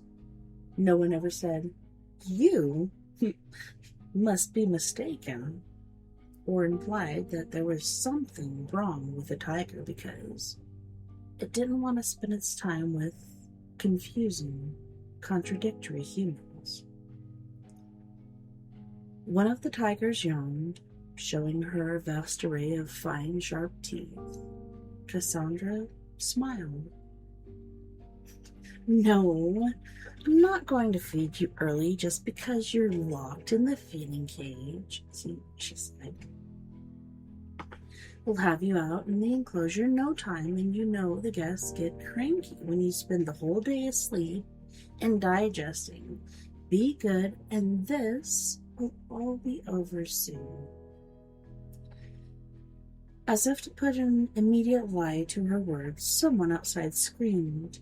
Cassandra was running before she realized it. A large metal hook on a pole hung on the wall next to the door, intended to be used to remove snakes from the visitor paths and animal enclosures. She grabbed it without thinking. Something about the scream spoke to the need for weapons, the vital necessity of self-defense, whatever was happening out there. She didn't want to race into it unarmed. The smell of decay hit her as soon as she was outside the tiger run. It was thinner than it had been on the edge of the moat. It was stronger at the same time, like it was coming from more than one source. The person screamed again. Cassandra kept running. The tiger exhibits had their own island in the zoo's design, dividing the public-facing portion of the large oval structure between themselves. Cassandra came around the curve of the wall and froze, grasp tightening on the snake hook as her eyes went wide, trying to take in every aspect of the scene. The man from the moat was no longer in the moat. The security crew dispatched to help him had obviously done so. using their own larger versions of Cassandra's snake hook. Those big hooks were on the ground, discarded. The security team had bigger things to worry about, like the man who was even now sinking his teeth into the throat of their own. She had been screaming when she first started getting bitten. She wasn't screaming anymore. Instead, she was dangling limply in his arms, while the other security people struggled to pull him away. For a dead man, and he was a dead man, he must have been dead. Nothing living could smell so bad or have skin so sallow and tattered like he had slid down to the side of the moat without so much as lifting his hands to defend himself. He had a remarkably strong grip. It took 3 security men to finally pull him off of her. He didn't go without a prize. The front of her throat came away with him, clasped firmly between his teeth. As Cassandra watched in horror, the security woman hit the ground, and the man chewed at his prize, still staring mindlessly ahead of himself. This was not predation. Her tigers were predators, would eat a raccoon or a foolish zoo peacock as soon as they would look at it. But they were aware of what they were doing. There was a beautiful intelligence in their eyes, even when their muzzles were wet with blood and their shoulders were hunched in primitive defense of the prey. Tigers knew. They might not understand the morality of their kills, but they knew. And this man, he didn't know. His eyes were blank, filmed over with scrimshaw veil of decay. His jaws seemed to work automatically, inhaling the scrap of flesh he had ripped from the security woman. The screaming hadn't stopped. It was just more dismay and anger now, as the security guards who were restraining the dead man tried to help their fallen co-worker. Then the man whipped around faster than should have been possible, moving like he didn't care whether he dislocated his shoulder or broke his arms, and buried his teeth in the neck of the guard who was restraining him. Then the woman without a throat opened her eyes and lunged for the person closest to her, biting down on their wrist. The screaming resumed, taking on the whole new edge of agony and horror. Cassandra's eyes got wider still. This was wrong. Everything about this was wrong, and she couldn't stay here any longer. She couldn't.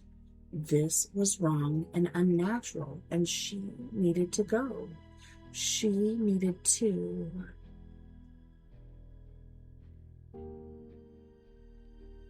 When she turned, Michael was standing right behind her. He couldn't have been there for long. She had been working with predators for too long to be the kind of person who could be snuck up on. The same smell of the putrefaction and decay that she had gotten from the man in the moat was coming off of him. Faint as yet, but there, undeniably there. His eyes were filmed over, unseen, unblinking. "Please don't," she whispered. "He struck."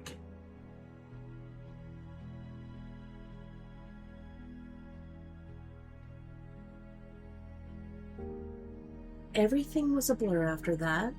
Cassandra didn't know how she'd been able to escape, only that she had, because it was like she had blinked and been standing in front of the tiger habitat first aid station, with the door firmly closed behind her and the tigers snarling down the hall, still confined in their feeding pens, growing slowly angrier and angrier. Blood had been sheeting down her arm from the deep bite in her shoulder, painting everything in red. The marks of human teeth were unmistakable. Even if they hadn't been, the fact that Michael had left one of his crowns behind would have made it impossible to pretend that she had been bitten by anything other than a human being. Gritting her own teeth, she used the tweezers to extract a small piece of white porcelain from her flesh. It was jagged where it had snapped off, and had probably done almost as much damage to Michael as he had to her, but he hadn't seemed to notice. He hadn't seemed to care. He had been gone. Impossible as it was to contemplate, sometime between asking her to take care of his charges and their encounter outside the tiger enclosures, he had died and kept on walking. "No," said Cassandra. She grabbed for the hydrogen peroxide bottle and emptied it over the wound. It foamed and bubbled and stung like anything like it was supposed to, but the feeling of rotten wrongness remained, worming its way down toward the bone. No. No amount of denial would heal the wound in her arm, or chase the smell of decay from her arm. Time seemed to jump again, taking her along with it. This time, when the haze cleared, she was applying butterfly clips to the gauze, encircling her arm, sealing the bite marks out of sight. It continued to throb. Out of sight was not out of mind. "No," said Cassandra, somewhat more firmly. She shook her head, trying to prevent another jump. What was this? Think about it logically. Think about it like a biologist. Yes, that was the ticket. Think about it like she was back in class, like the worst that could come from getting the answer wrong was a bad grade. Michael's roommate had been acting strange this morning. Michael had come to work with a bite from his roommate fresh on his arm. Michael had been behaving normally. Now Michael was acting like the man from the moat, and he had bitten her. Michael smelled of decay. The man in the moat had smelled of decay when she had found him. Her first impression had been that he was dead, yet somehow still standing. He was wearing the uniform of the night groundskeepers. She had seen wounds on him, but they had all been consistent with sliding down side the rocky wall between the fence line and the ground. What if nothing had bitten him? What if he'd just fallen? There was always a risk, especially when the staff had to lean over the low retaining wall to retrieve something from the moat's edge. There had been falls before. The woman, the security guard, the man from the moat had bitten her. He had torn her throat out with her teeth, and she had died. Cassandra had no doubt at all that the woman had died. She'd seen it, but after dying, she had started moving again, attacking another member of her team. So, what if? What if the man in the moat had died, only to come back again as something that wasn't quite human anymore? Sometime dead and terrible, that looked like a human being but smelled like the grave. The only wanted to, feed? Bite? Pass the curse? Infection? Whatever it was along. Cassandra turned to look at the bandage on her own arm, and Michael hadn't died. Not like the woman, Michael had been fine. Human mouths were filthy things, but a bite wouldn't be enough to kill a healthy man, not under ordinary circumstances. I'm going to pause there and say, fight bite human mouths are nasty. Anyways, let's continue. She could feel the hot pulsing buried deep in her flesh, telling her that something was very, very wrong. Whatever had been in him, it was in her now too, hurting her, maybe killing her. Okay, she said, as much to hear her own voice as for any other reason. I need to get out of here. Michael's mistake had been coming to work instead of going to the doctor. Doctors could flush the wound, could make things better, could fix it. She had long since accepted the fact that one mistake at her job could put her in the ground, but she wasn't going to die like this. Feeling better now that she had a plan, Cassandra started for the door. She needed to get to the locker room to retrieve her purse and her car keys. She would tell Dan that it didn't matter whether he closed the zoo today because she wouldn't be here either way. She would be at the doctor's office, getting the flesh on her arm debrided and patched up until the hot pulsing from within stopped, until she wasn't scared anymore. The tigers paced and muttered in their deep feline voices, and she passed them, expressing their displeasure with the whole situation, and Cassandra smiled wanly. I need to be sure that the man isn't in front of your enclosure anymore before I let you out, she said. If he fell back in, that would only upset you. I'll make sure someone comes to open the gates, I promise. The tigers didn't speak English, but she had been their handler for years. Most stopped grumbling and just looked at her, staring with their own wide amber eyes, and they trusted her as much as one apex predator could trust another. I promise, Cassandra said again and opened the door to the outside.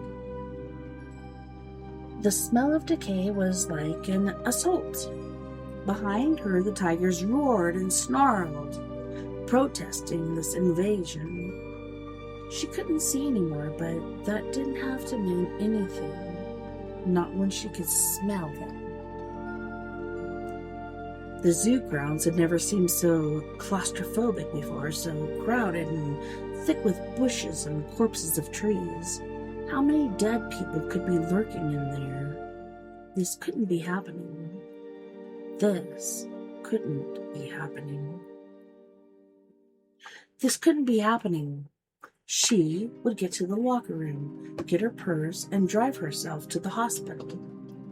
Maybe stop long enough to make a few phone calls to make sure that whatever was going on at the zoo was only going on at the zoo. Michael's roommate was confined to their apartment, right? And Michael could have been exposed here at work, picking up some novel parasite or tropical disease from one of the animals. Spillover diseases didn't always look the same in people as they did in their original hosts. This could be a flu or a respiratory illness or something that behaved in a new, terrifying way when it got into a human being. It could be... Cassandra crested the hill and froze, getting her first look at the zoo's entry plaza. They had opened the gates after all. Sometime between her leaving Dan's office and coming to in the back hall of the big cat building, someone had turned on the carousel and opened the gates, letting the public, letting the dead come to the zoo one last time.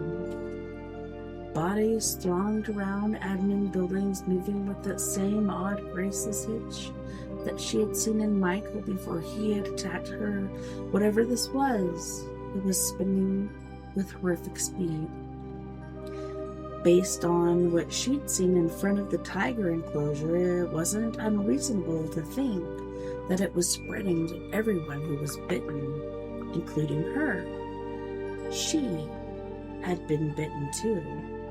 It was spreading. It had spread to her. Maybe that would protect her? If this was a disease, they might not attack someone who had already been infected. There was no sense in taking chances. If she got killed, who would take care of the tigers?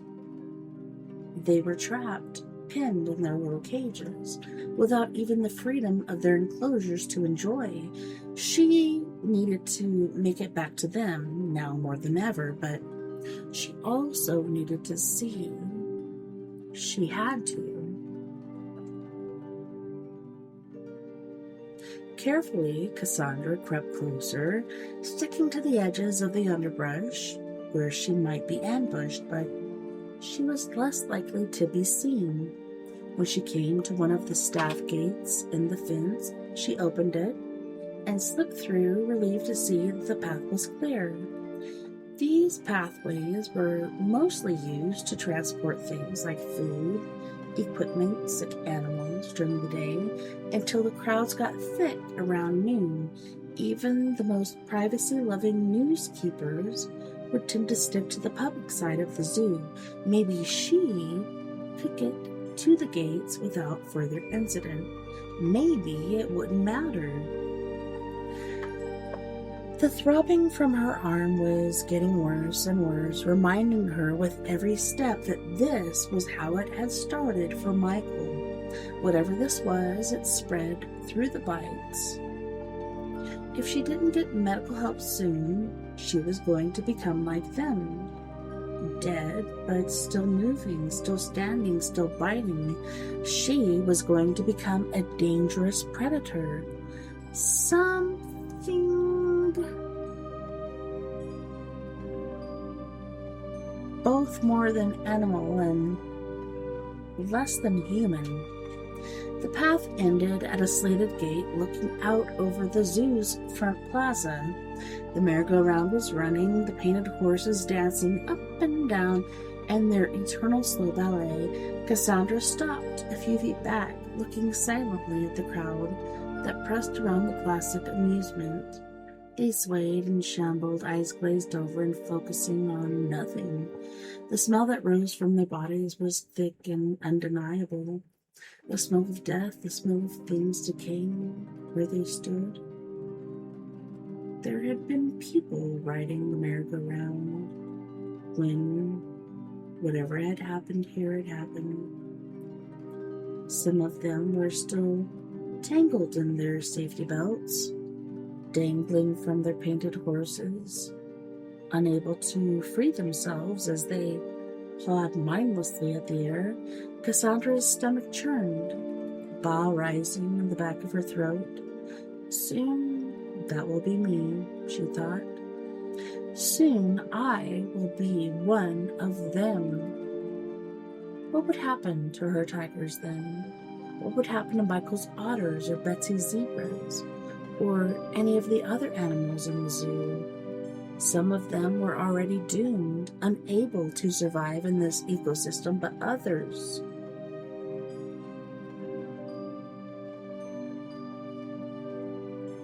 She could see the parking lot from her current position. There were dead, shambling people moving there too, as she watched a group of them caught up with a screaming man and drove him to the ground, where he vanished beneath a hill of bodies.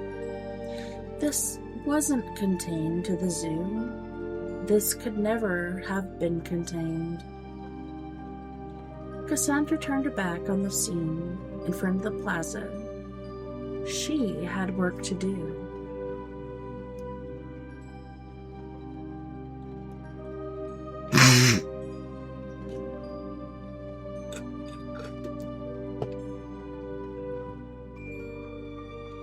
Any disease that hit this hard and spread this exponentially was going to overwhelm the city in a matter of hours. That was just simple math. 1 was bad, 2 was worse, 4 was a disaster. The numbers kept climbing from there until she reached the point where the dead outnumbered the living, and there was nothing left to do but die. If she hadn't been bitten, she might have tried to find another way. The big cat house especially had hundreds of pounds of raw meat stored in the freezers, just in case, and doors that were designed to stand up to the raging male lion. She could have locked herself inside with her beloved cats. She could have tried to wait it out, but her arm burned, throbbing with every heartbeat, and she was starting to feel bad, feverish, like she wanted nothing more than to lay down for a nap, to close her eyes and let her body finish the transition it was clearly aching to undergo. She needed to act quickly before she was no longer equipped to act at all. She began with the herbivores. She opened doors and propped gates, leaving the avenues of escape open for anything that wanted to take them. By the time she made her way to the aviary, there were zebras cropping at the lawn, ears flicking wildly back and forth as they scanned for danger. A kangaroo went bounding away down a side path, all but flying in its haste to get away. If there were dead people lurking in the bushes, they weren't fast enough to catch it. The birds knew something was wrong.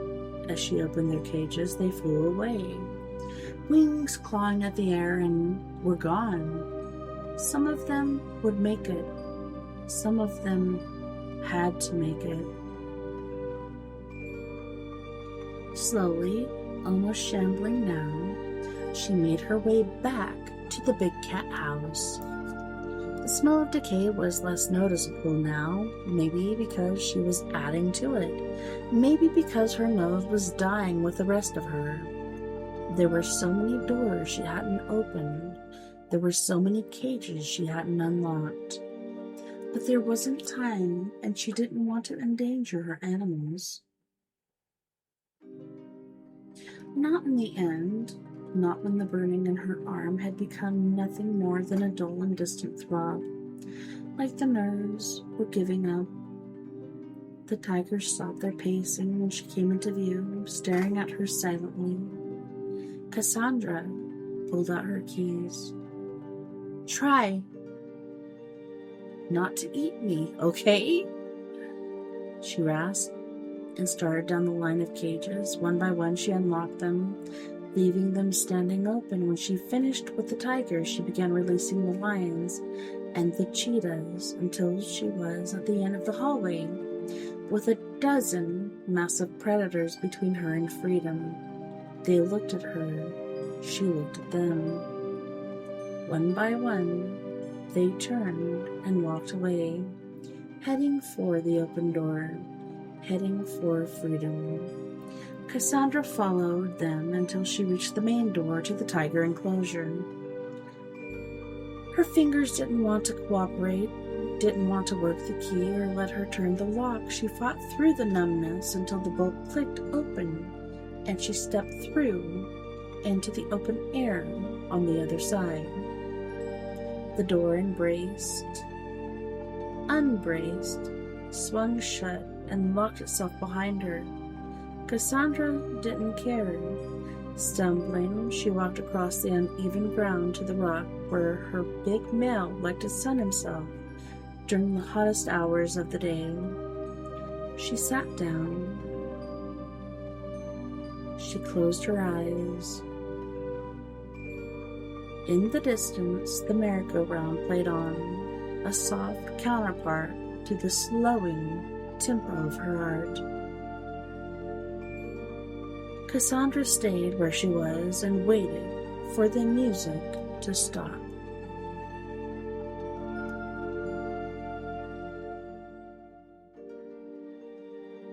No Matter Which Way We Turned by Brian Evanson.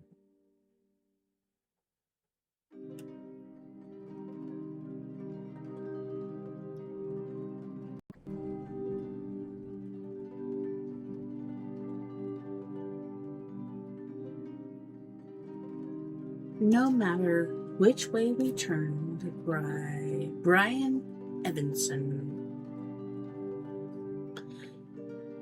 No matter which way we turned, the girl, she didn't have a face. There was hair in front and hair in the back, only saying which was the front and which was the back was impossible.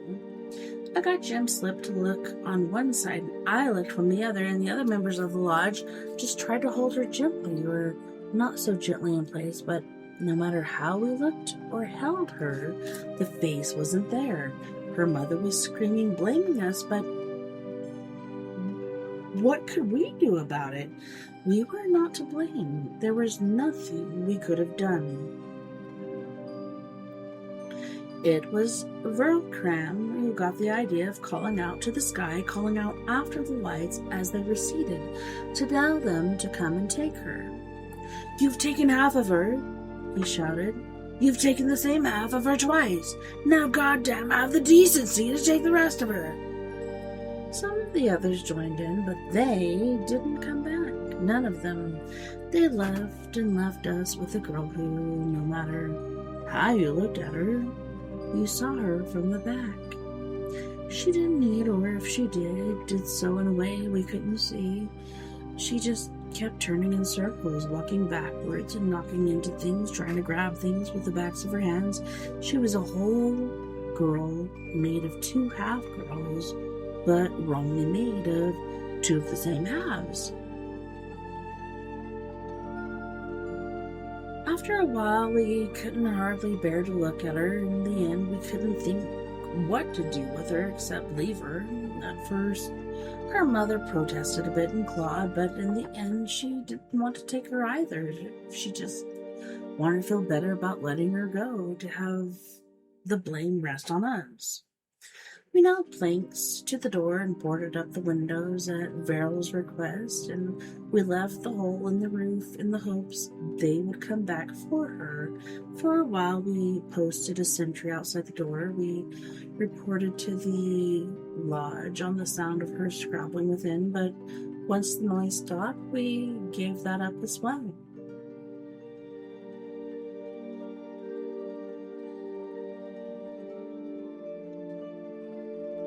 Late at night, I dreamt of her. Not the doubled half of the girl we had, but the doubled half we didn't. I saw her miles above us, in air rarefied and thin, not breathable by common means at all, floating within their vessel. There she was, a girl who, no matter where you turned, always faced you. A girl who bared her teeth and stared.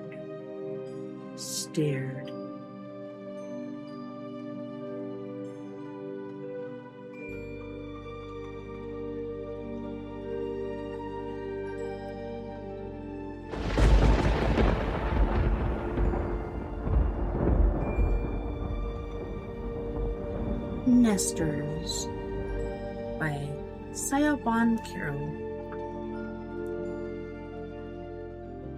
They killed the last calf that morning.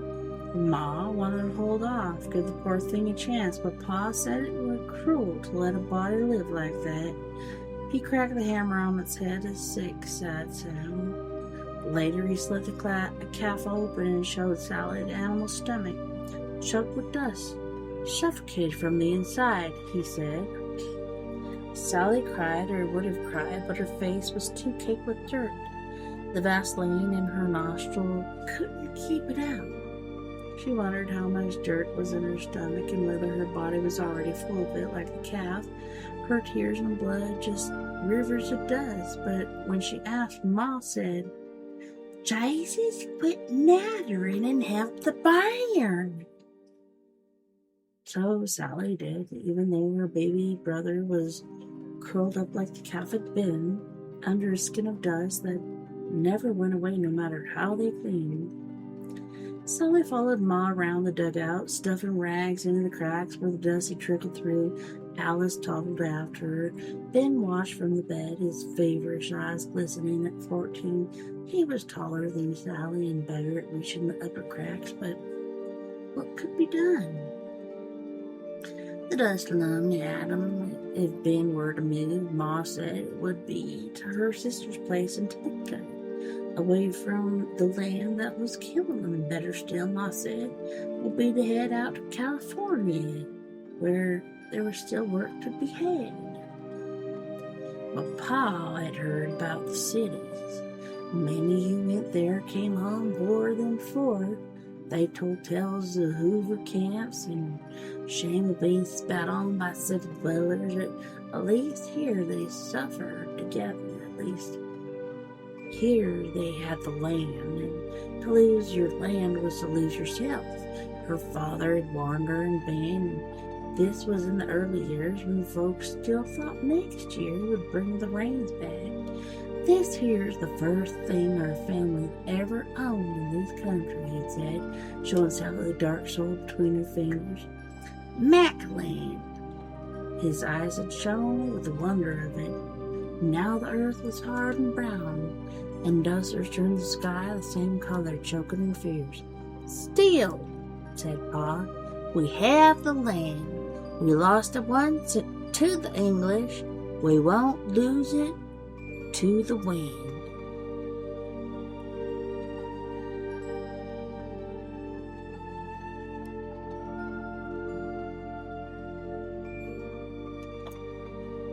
Two strangers were at the gate. Sally could see right off they weren't farmers, too pale, too well fed. The taller man leaned forward, dangling his hands into the yard in a way Sally didn't like. Your father at home, sweetheart? Sally looked the stranger up and down, starving chickens pecking at her feet. You from Washington? There was talk of Mr. Roosevelt sending folk to tell the nesters how to run their farm. This man, with his clean suit, seemed like he could be one. Glanced from the learned man as a companion. What do you think, Bill? Are we from Washington? The older man looked like a school teacher, one of the impatient ones who rapped kids' knuckles. We are on official business, he said. We're looking for the man of the house. Sally knew Ma would scold her if she let a government man pass by, even rude ones, and there might be a dime in it, and a dime could buy bread. Fetch 'em then, she said. Best come out of the blow. But the dugout's entrance, Ma's face already showed the strain of a smile. Sally knew Ma was thinking of rusting cans of water instead of tea, and the assistants had gone hard by the week's end. At least they had some milk to offer, thanks to the dead calf. Still, it was as much her mother's smile as the need to fetch her father that made her run so quickly. She found Pa fixing up the old John Deere, trying to get work done while the air was clear. Government men come. Pa nodded and wiped his hands, reluctant to leave a task half done. You take over here. Sally took Pa's place as he strode off. She checked the front tires for cuts, wiped off a grease splatter with a gasoline dapped rag. Everything on the farm depended on the tractor. If it broke, they'd be beat. Sally thought instead about the government men. Maybe they brought work with them. Maybe it'd be a good day after all.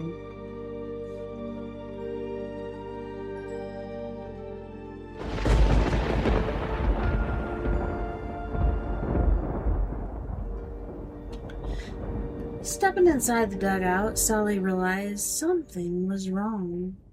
Ma stood stiffly in a corner. Pa sat beside the older man, his shoulders squared.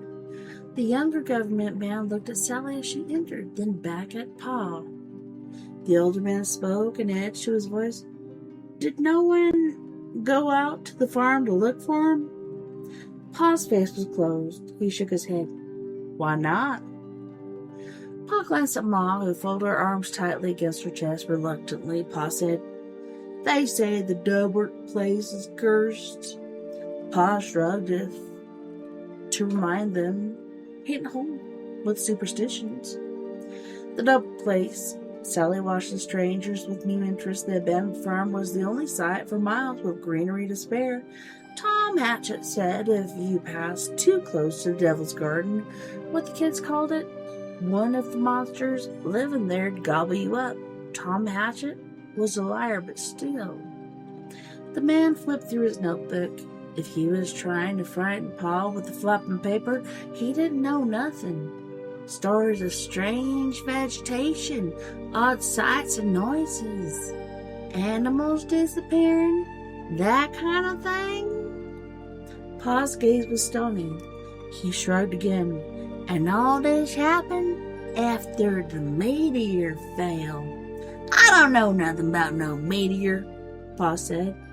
One of Dubert's fields caught fire. We went fight it like good neighbors. Some folks said the fallen star started it. Don't know more than that. Good neighbors, the government man said. But nobody went looking when Frank Dubert disappeared. Pa Blink looked away. Place got a bad reputation, he said. No one wanted to borrow trouble. It was the wrong thing, he admitted quietly to himself. Rage blossomed in Sally. Couldn't these men see how tired Pa was? He had enough to deal with without these men asking him to feel bad for a stranger, a weakened farmer who couldn't take the hard times. But Sally remembered that day at Ted Hauser's farm. The man scuttling out of the barn on his back like an upside-down beetle. Mr. Hauser had put his hand over his mouth. Sally's Pa had stared like he hoped what he saw wasn't true. Sally thought the Scrabbler looked like Hauser's neighbor, Mr. Dubert, or like some hobo wearing one of Mr. Dubert's famous blue checkered shirts, all stained and tore up. Pa stood in front of her, blocking her view. Pa told her and Ben to go home. He'd stay behind to talk to Mr. Hauser about what needed to be done. What had they done? Pa had refused to speak of it. He'd said it was settled and asked no questions. Dread crept through Sally. She wondered what had happened to bring these government men here. We'd like to go out there, Mr. Mackey, the government man said, to have a look around. Your name was mentioned as one who could take us there. Sally wanted to know who had given them Pa's name. She suspected Pa did too. But the less said to these folk, the better. There's money in it, the younger man pronounced the words carefully as though he knew the effect they'd have on this dusty coffin dugout. $15 for a guided trip there and back. He smiled at their astonishment. We're scientific men, Mr. Mackey, he said reassuringly. We need to see this site close up, if you will. Sally thought the older man might be angry with his companion for offering money straight off, but he seemed to be taking Pa's measure. If we find Frank, that'll put this thing to rest, the young man added slyly. It's the right thing to do. Pa's face was tight. His gaze slid over to Ma, but Ma didn't know what to do either. Sally saw. She was caught between fear and worry and the promise of $15. All right, then, Pa said, but you pay up front. The older man got up from the table. 5 now, the rest later. 10! There was a determined glitter in Pa's eyes. The government man flickered a bill onto the table. $10 whole dollars. We appreciate your help, the younger man smirked, like he'd known how this was going to go all along. Sally hated him. She decided she hated them both. She itched to give the nearest one a kick in the shins as he passed. It was the sort of thing she'd have done last year. Never mind the manners, but she thought of Ma and the remaining $5. She let the men go. Pa glanced down at Sally as he put his hat on. Take care of your mom. He patted her head, messing up Sally's hair. Sally smoothed it back as she watched Pa leave. It was a funny thing to say, she thought. Ma was the one who took care of everyone. The strangers of this kept her standing there, while the men got in the car and drove off.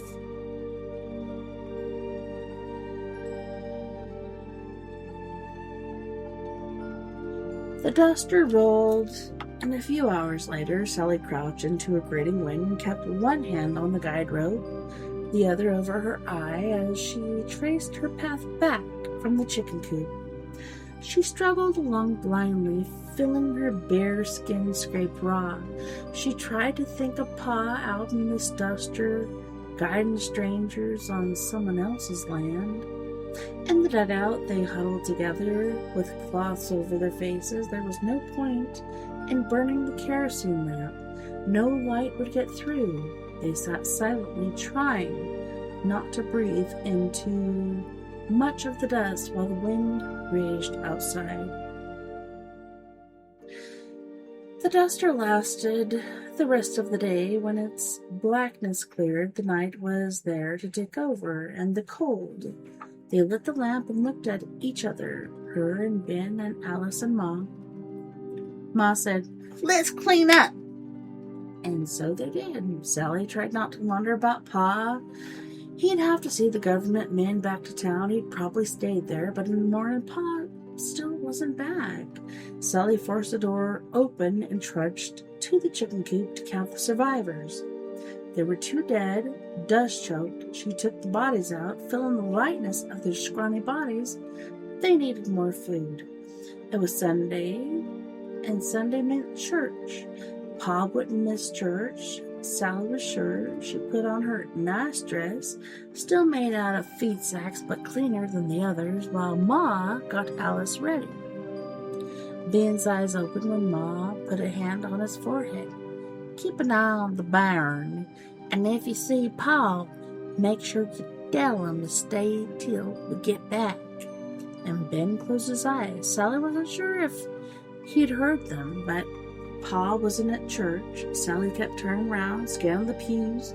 Ma pinched her arm to make her stop, but Ma kept glancing backwards too every time they had to stand up. The service was one of the usual ones about the end times and how the dusters were the master's fault for ignoring the Lord's will. Inwardly, Sally was having none of it. It was pretty poor. God who visited misery on folk drinking too much and taking his name in vain now and then. Maybe it was true what the ranch hand said. They'd done wrong by taking the grassland from the engines and turning it to the plow, but even so, where was the good in little kids dying? If that was God's will, then she hated him, Sally thought, and she felt a flash of fear. After the service, Ma caught Ted Hauser by the arm. "I need to talk to you about Pat." Sally wanted to hear the rest of it, but Ma told her to mind Alice didn't hurt herself. Sure enough, Alice took a spill. The dust cushioned her, so she wasn't even crying when she looked up. Well, that's one of the things it's good for, Sally thought, offering the taller her fingers to grab, but she looked back, and Ma was at the center of a ring of old ranch hands and farm wives, their faces grave. "Come on," she said, tugging at Alice's hand. "Back this way."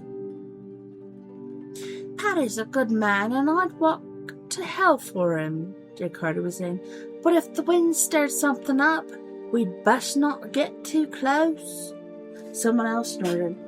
"What to hell, but wouldn't go in it, would ya?" "Facts are," Mr. Hauser said. "The Dubert place is off limits, but not when he headed out there." He looked round the circle. "You saw that, did to Frank?" "We can't go there. Can't let anyone go there," he said, looking back at Sally's mom. "Who knows where it'd end?" "He'd probably hold up another farm," Dangus said. "Roads are tough. Dusters closed all of them. He's probably holed up with a Schmidt, minding his damn full government men." Sally's mom seemed his way on her feet. Sally let go of Alice to run towards her. "Margie Fisher?" The school teacher reached Ma first, and she put an arm around her, the younger woman. There now, she said, glaring at Ted Hauser. We need to organize a search party. Knock on every door. Chances are Pat's not the only one who could use a hand. Sally heard a wail behind her. She turned to see the abandoned Alice sitting on the dust, blood running down her forehead. Somehow the toddler had found the only uncovered rock in the yard and fallen smack into it. Of course she had, and it was Sally's fault for leaving her. Shush! Sally pleaded, stroking the toddler's sweat-damp head. It'll be okay. But it wouldn't be, Sally knew. The dread rising in her, it wouldn't be.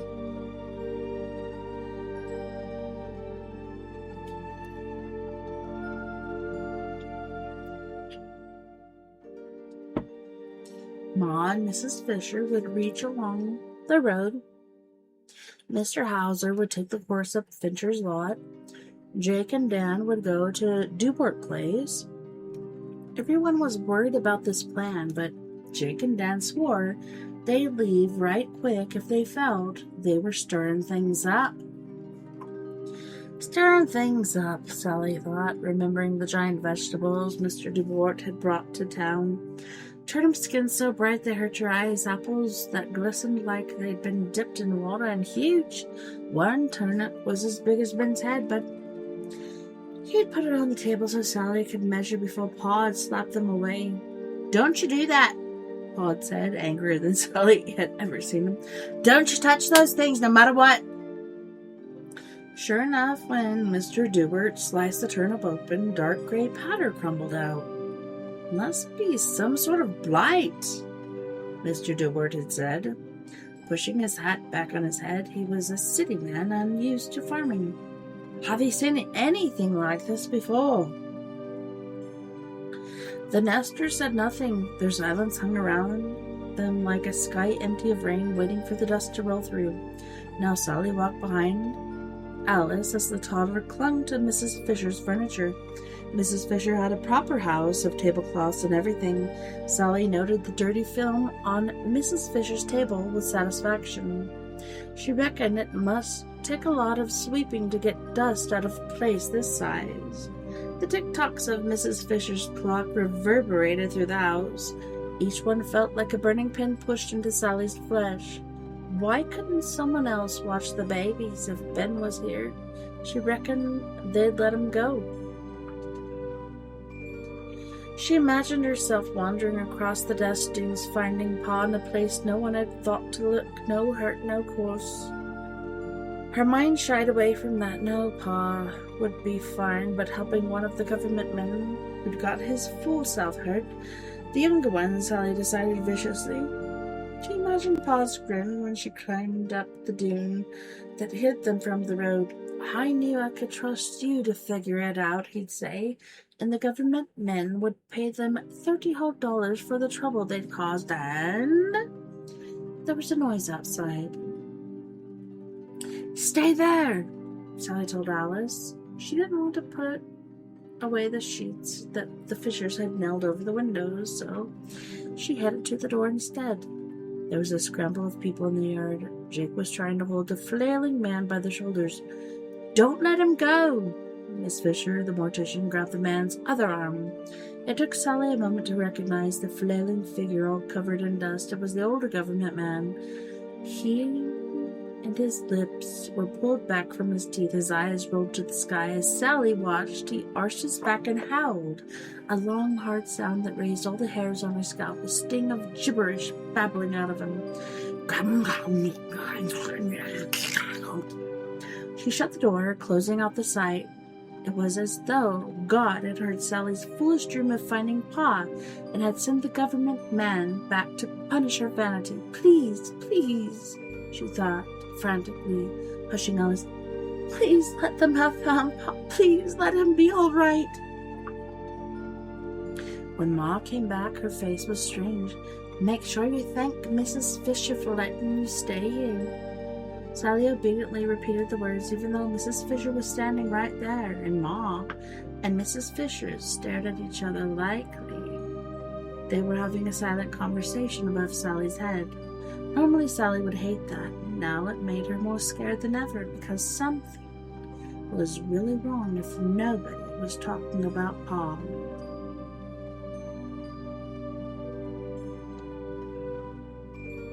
Ma's silence carried them back to the dugout and filled the air when Ben tried to grasp out a question. Others are seeing to that, Ma said shortly, and Jesus, get the broom, will you? Sally got the broom and swept the dust about the place, while Ben wheezed and the babies coughed and Ma tried not to cry. If only the dust would leave the place, they'd be all right, Sally thought wildly, knowing it wasn't true.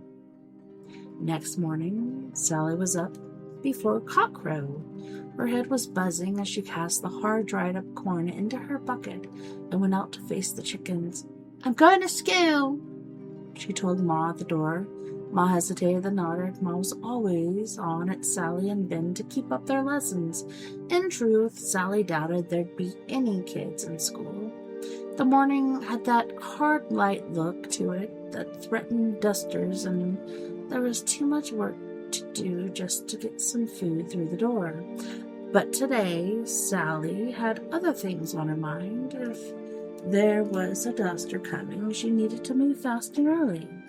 She packed water in the scrap of hard bread that Mom set aside for her. She'd also take the shovel from the back of the tumble-down barn in case she needed to dig her way out. That's what Pa would do. Ben watched her tie the strings on the rucksack, his eyes angry. He knew what she was doing.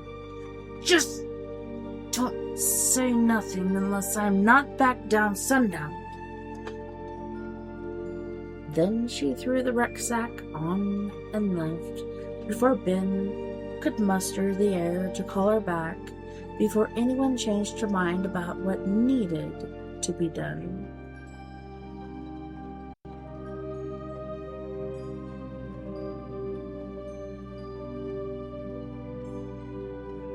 The sky above her was blue, blue, blue, dotted with the occasional cloud. No point trying the local road over the Debourt. That would be drifted over. She'd cut across land, avoiding the big drifts, except when it came time to climb the fences. It was hard going. Sally's feet sank into the sand, her boots filling with grit. Mackay land, she thought, turned against us. The spade was heavy on her shoulder. About halfway to Debourt Place, she started to feel she'd made a mistake. The sun was fully up now. In its glare, she could see the green strip of land away in the distance. The Devil's Garden, some called it. It had been so long since there had been green in these parts, Sally couldn't tell if it was the drought or whether there was actually something wrong with the color. The animal sounds dropped away as she approached the Debourt Place. You'd think the jackrabbits and birds would flock here, given that no one hunted at the farm, but air out here was stiller than the desert. Sally walked along the side of the giant dune that had piled up over the Debourt's old fence. She saw the white bones of some animal poking through, probably a starved cow dangled in wire and Russian thistle. Beyond the bones was a place where the dune dipped, a little as good as any spot for a crossing, she thought, and waited. It was strange being surrounded by green again. Sally remembered the color from the old days. But here it was everywhere. Debourt's fruit trees had grown large and tangled. Between them, vines draped the alien flowers gaped at the sky. A nearby bush dangled huge glossy fruit. They looked like they would quench the thirst that was beginning to rasp her throat. Sally looked away, remembering the powdery vegetables. The lurid greenery stretched everywhere in the Debourt side. There was nothing for it. "Pa!" she shouted. "Pa!" Silence. Sally took a swig from her bottle and kept walking. The Debourt house stood on the northern part of the property, close to Mr. Daverson's fence. Surely, if Pa was in trouble, if a duster was bearing down on them, that's where he'd head for shelter, and he hadn't had the shovel that now ground into the skinny shoulder. They could be stuck in there underneath the grit. At a certain point, the trees thinned, and she saw a hard-packed section where nothing grew, a burned-looking spot at its center. She figured that must be where the rock had hit. There was something blue standing by the crater, a human color. Sally didn't want to walk into the clearing. It seemed strange to her somehow, but she figured if she were looking for Pa, she had to check out every clue. She walked quietly over to the blue thing, a couple cans of gasoline, and a man's hat filled with dust. Sally tested the weight on the gas cans. They were full. The young man had been wearing a hat. A screeching sound jerked her head up. It was probably some kind of buzzard, she told herself. Walking quickly back to the dune line, she had the uncomfortable feeling something was watching her, its gaze focused just between her shoulder blades. It was a relief when she left that clearing behind her. She knew she should yell for Pa again, but after the screech, she couldn't work up the nerve.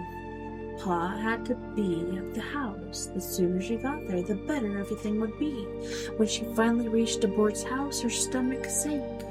It didn't look like a house at all these days, more like a sandy hill, with a strange gray vine growing up its side. As with the clearing, the forest had claimed the rest of the property, seeming to have left its part alone.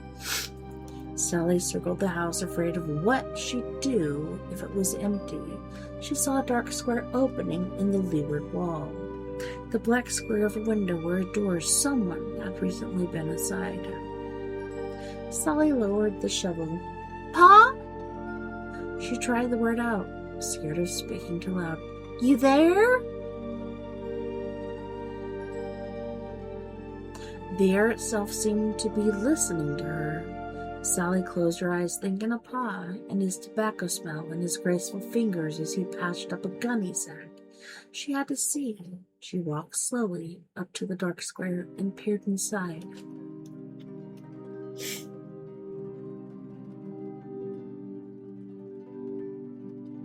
The first thing that hit Sally was the smell. It was horrible and faintly familiar, as though she'd encountered it many years before. It was the smell of rot, the kind of thing you might find in a wet place, not here on the plains. She stared hard at the darkness, trying to make it form shapes. She had matches in her pocket, swiped from old kerosene lamp. She struck one, but a faint stir of wind gutted it out too quickly. She needed to do better than that. She slung her leg over the windowsill, gulping what clean air she could. The wooden sill moved beneath her hands. You're doing a dumb thing, she thought, and slipped inside. The ground was soft sand. Grimacing, she put her hand up against the wall. She'd follow the wall around, in the dark, figure out how far she could go, but she hadn't gone very far at all when she heard the breathing. Sally froze. She wanted to believe she was imagining things. She held her breath to prove it. A wheeze in, a wheeze out, too regular to be the wind. Fear pressed on her. She didn't want to call for help. She didn't want to call for her father. If he hadn't heard her earlier, he wouldn't hear her now, and if it was something else, their breathing, she didn't want to know. Don't try to solve all the problems at once, Pa always said. Break them up. Deal with each one in order. So Sally groped her way back to the window with its bright patch of light. She was glad, now, to see the lurid green outside. She fumbled the matches out, holding them in the light. 10 left. I'm going to do this, she thought. I am. She struck the match. At first, she could see nothing in the orange circle of light. She cupped the flame and extended her arms. There was one shadow that was stranger than all the others, taller than any man should be. Something was there. Sally moved forward. She had to get the circle light closer before the match went out. The soles of her feet crunched onto uneven sand piles, miniature dunes that hissed out of place as she stepped on them. Yes, there was definitely something there in the jumping flame, a line of vine of leaves, a reassuringly normal shape. The vines fed into the bulky mass growing out of the wall, a gaping incomprehension of seeds in veins and flesh, and interiors that were exteriors yawning backwards into dark, consumed the dirt, the air, the vine, the stone, the bird, the man, the... It had her father's face. It used that face as a hand, reaching for her, sensing maybe the kinship between them. It reached for her with its fused body that bulked vegetable, animal, a cufflink from the other agent still on its cuff. Oh God, Sally ran. Quick as sight, she was out the window, her disconnected self not feeling the stones that slammed and cut her knees and saved her life because the father thing stopped to drink her blood, the jeweled red pools that clustered on the stone. Sally ran, feeling her body again when the evil, not vegetation, tried to clutch her legs, her arms, but she was an arrow loosed from a bow. She thought of those crusts of bread her mother had saved. Eat this, you must stay strong. And here was why.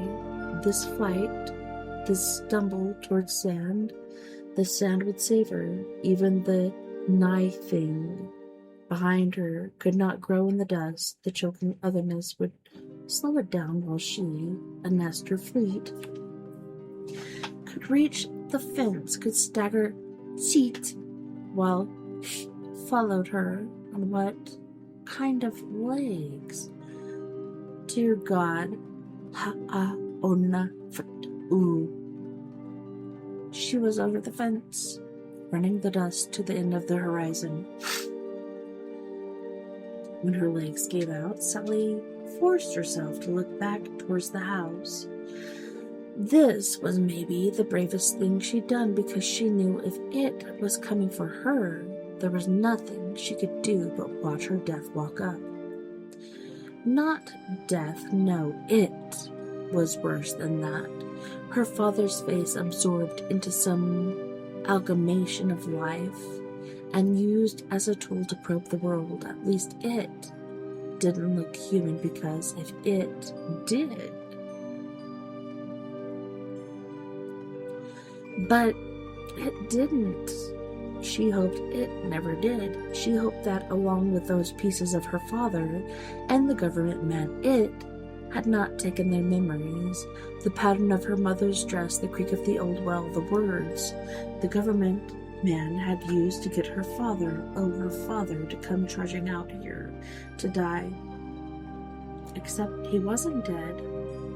Sally understood now what the screaming government had tried to tell them. The exterior turned interior, the reaching dark, and knew also there was no words to contain it. She had to force her mind back to here, to the soil on her hands, to the gleam of life. That was Sally, because the howling light, a rage of knowing. If she didn't, she would, like one of those wizened stock, tangled in the wire. No, she was a nester. She would not die like that. If she told they could come out here, if she lied and said she'd found nothing, they might come anyway. She lost the shovel, dropped it somewhere. That wouldn't do. A fire. I remembered the red can of gasoline by the crater. I've cracked, she thought, brushing her face, but that was all right. When her legs started working again, She got up and went back to the clearing.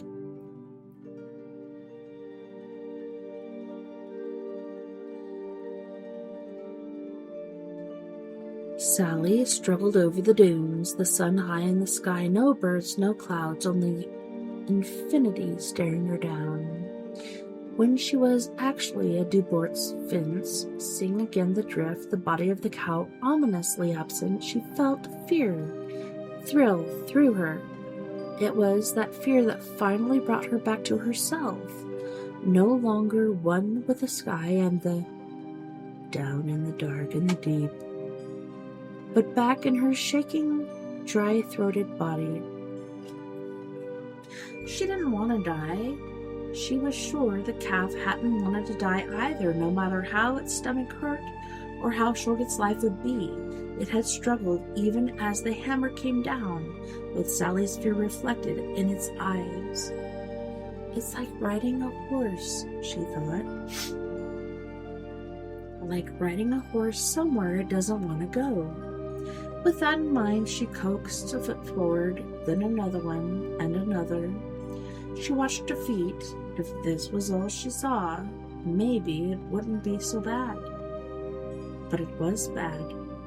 The hideous green jangled her mind. The wind breathed wrong, whispered things. Why had she come after all? Why had she come? There was a stubbornness in Sally that went down through the soil and past that, through the rock and its layers of time. She was a nester, wasn't she? She belonged here, or at least remembering the Comanche, remembering the English with their guns. At least she was here, and she would not easily be moved. It was a long, hot way. She had to keep switching the gas can from one arm to another. When the pull got too much, as she walked, she became more and more herself. She tired muscles lugging a sloshing burden through an ugly glare of green. She should have brought Ben. If Ben could walk, he would have helped her, but then he would see the thing, and she did not want anyone else in the family to see it. That would be too much. At last the house swam into the tunnel of her vision. She expected her legs to balk again, but they didn't. It was as though, having crossed the fence, all of her options were gone. She did not bother wasting a match outside this time. She slung her leg over and stepped inside.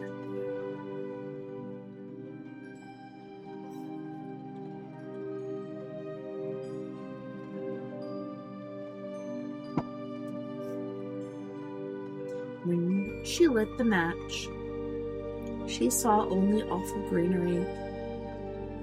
The father thing had vanished. It couldn't have gone far, she thought.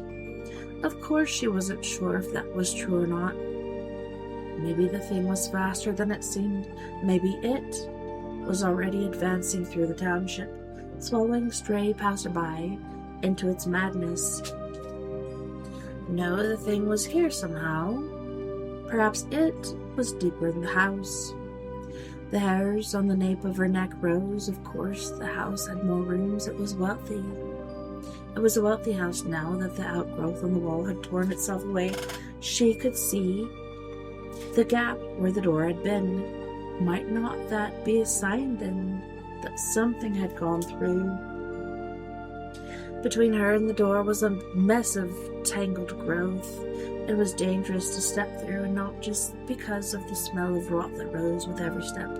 She had the notion that the vines and it were all connected. She was like an ant walking on its arm, letting it know where she was. If it found her, she could kill it faster. She reminded herself, and she walked through the door.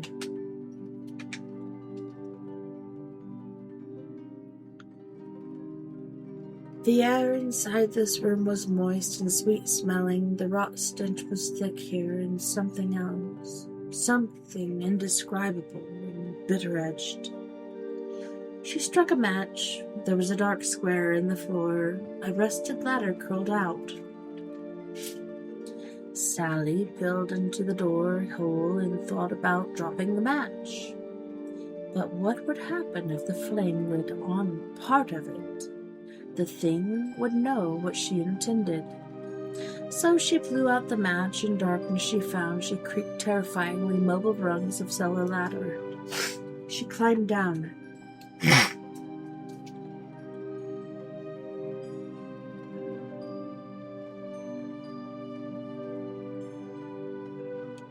At last, Sally came out to the end. She knew that even before she opened her eyes, before she struck the second match, she could hear the breathing around her, synchronized from many points, a sucking in and out. She stepped down, fumbled the cap off the gasoline, a puff of air on her leg. She carefully pulled that leg away, trying to stand close to the ladder. They were all around her, and they were. The jumping orange light revealed twisted bodies, humans, cows, birds, plants, all merged together. Bird wings fanned out around the room, human faces twisted on vine stems, a flower opened around an eye. She placed the match carefully on the ladder, letting it burn. The antenna, vines, fingers quested forward. She looked for her father's face. That was the only one that mattered. The prickle down her leg told her that one of the vines had caught her, was latching on. Then she saw Pa. It helped that he didn't look like her father anymore, but like a sack that had been stretched over a different shape. Something appeared to be growing under his eyelids. She hurled the gasoline at him. It hissed, soaking a good portion of the vine wall instead. Heart clutching, she felt the slight slosh of some remaining gasoline. Nothing to do but this. She strode forward and poured the awful, wonderful smell of gasoline, filling her nostrils. She could feel the latch of the vines on her arms and hands, could feel them burrowing into her skin, but what mattered, what truly mattered, was that she would get the other match free and out, and stepping back, despite the tearing pain at her legs, struck. The whoosh of flame knocked her backwards. Now there was heat to get away from, and screams of it as flowers, vines, hands stretched up in pain and terror. She stumbled away from the father thing crawling with flame.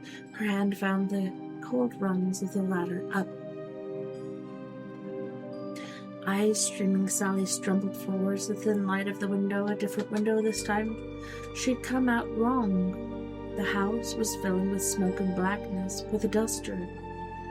She didn't want to die like this. She tore vines away from the old window frame, pushed her way through the rotten wood. She fell outside into the sunshine and the merciful air. Sally choked on the ground. There was not enough air in the whole world for her. The sun dazzled overhead, a hot stare, the black tract above her and a column of smoke behind her. The vines were screaming. Let them scream. Sally rolled on her side, scrabbled blindly away from the noise, going somewhere else.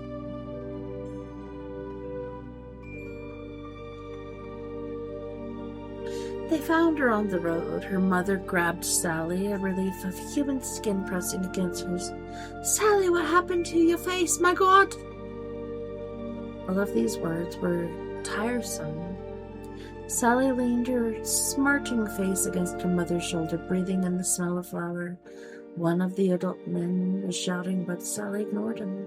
"It's okay, Ma," she tried to say. The words came out as a croak. "Hold on, Sally," Ma said. "You hold on," and Sally lowered her head as though Ma's words would keep her safe. Later, when the doctors finally let Sally come home, she helped Ma look for dimes.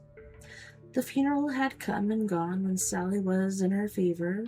About it all Ma said was, "Your pa was a good man," she added, staring at the pile of bills.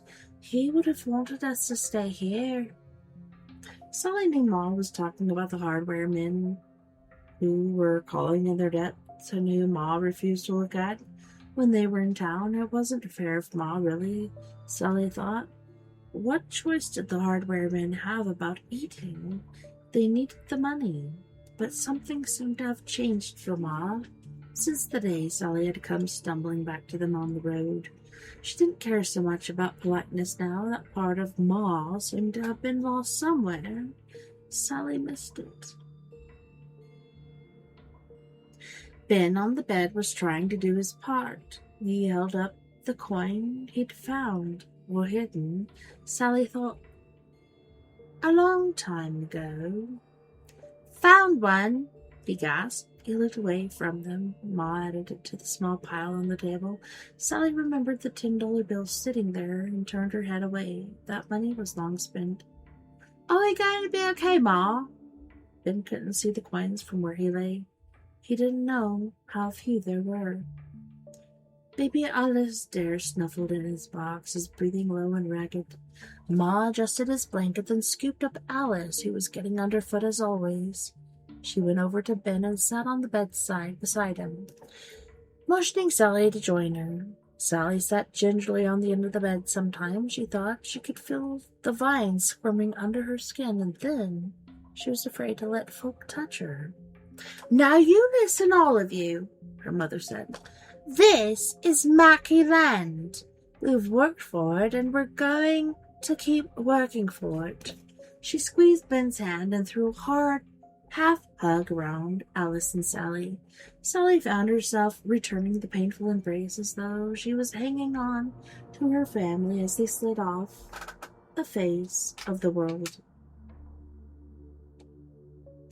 We won't be moved, her mother repeated into Alice's hair like it was true. From the nick of her eye, Sally could see the future coming for them. Baby Alice Dare, dead from dust. Pneumonia years end and the land foreclosed. Your mother, half mad at losing another loved one in a land not even good for graves anymore. They'd be moved all right, the way you had to move when you only had the other only choice was to die. Sally felt that the future, and it terrified her more than the things she'd seen at DeWart's. But she said nothing. Instead, she reached out and took hold of Ben's arm like it really could work, like they really could make it. Head bowed, she told the lie that was asked of her. We'll hold on, Ma, she agreed. You'll see.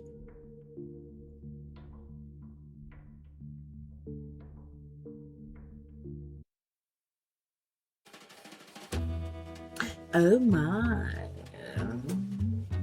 Well, thank you so much once again for hanging out with me tonight. It was my pleasure hanging out and hopefully entertaining you. Thank you to all my friends out there, wherever you may be listening Beyond the Omniverse tonight. I really did have a wonderful time, and I can't wait to do it again next time. Don't forget, we are all in this together. We can make the world better. And together, my friends, we are Paradox Media, because without you, there is no us.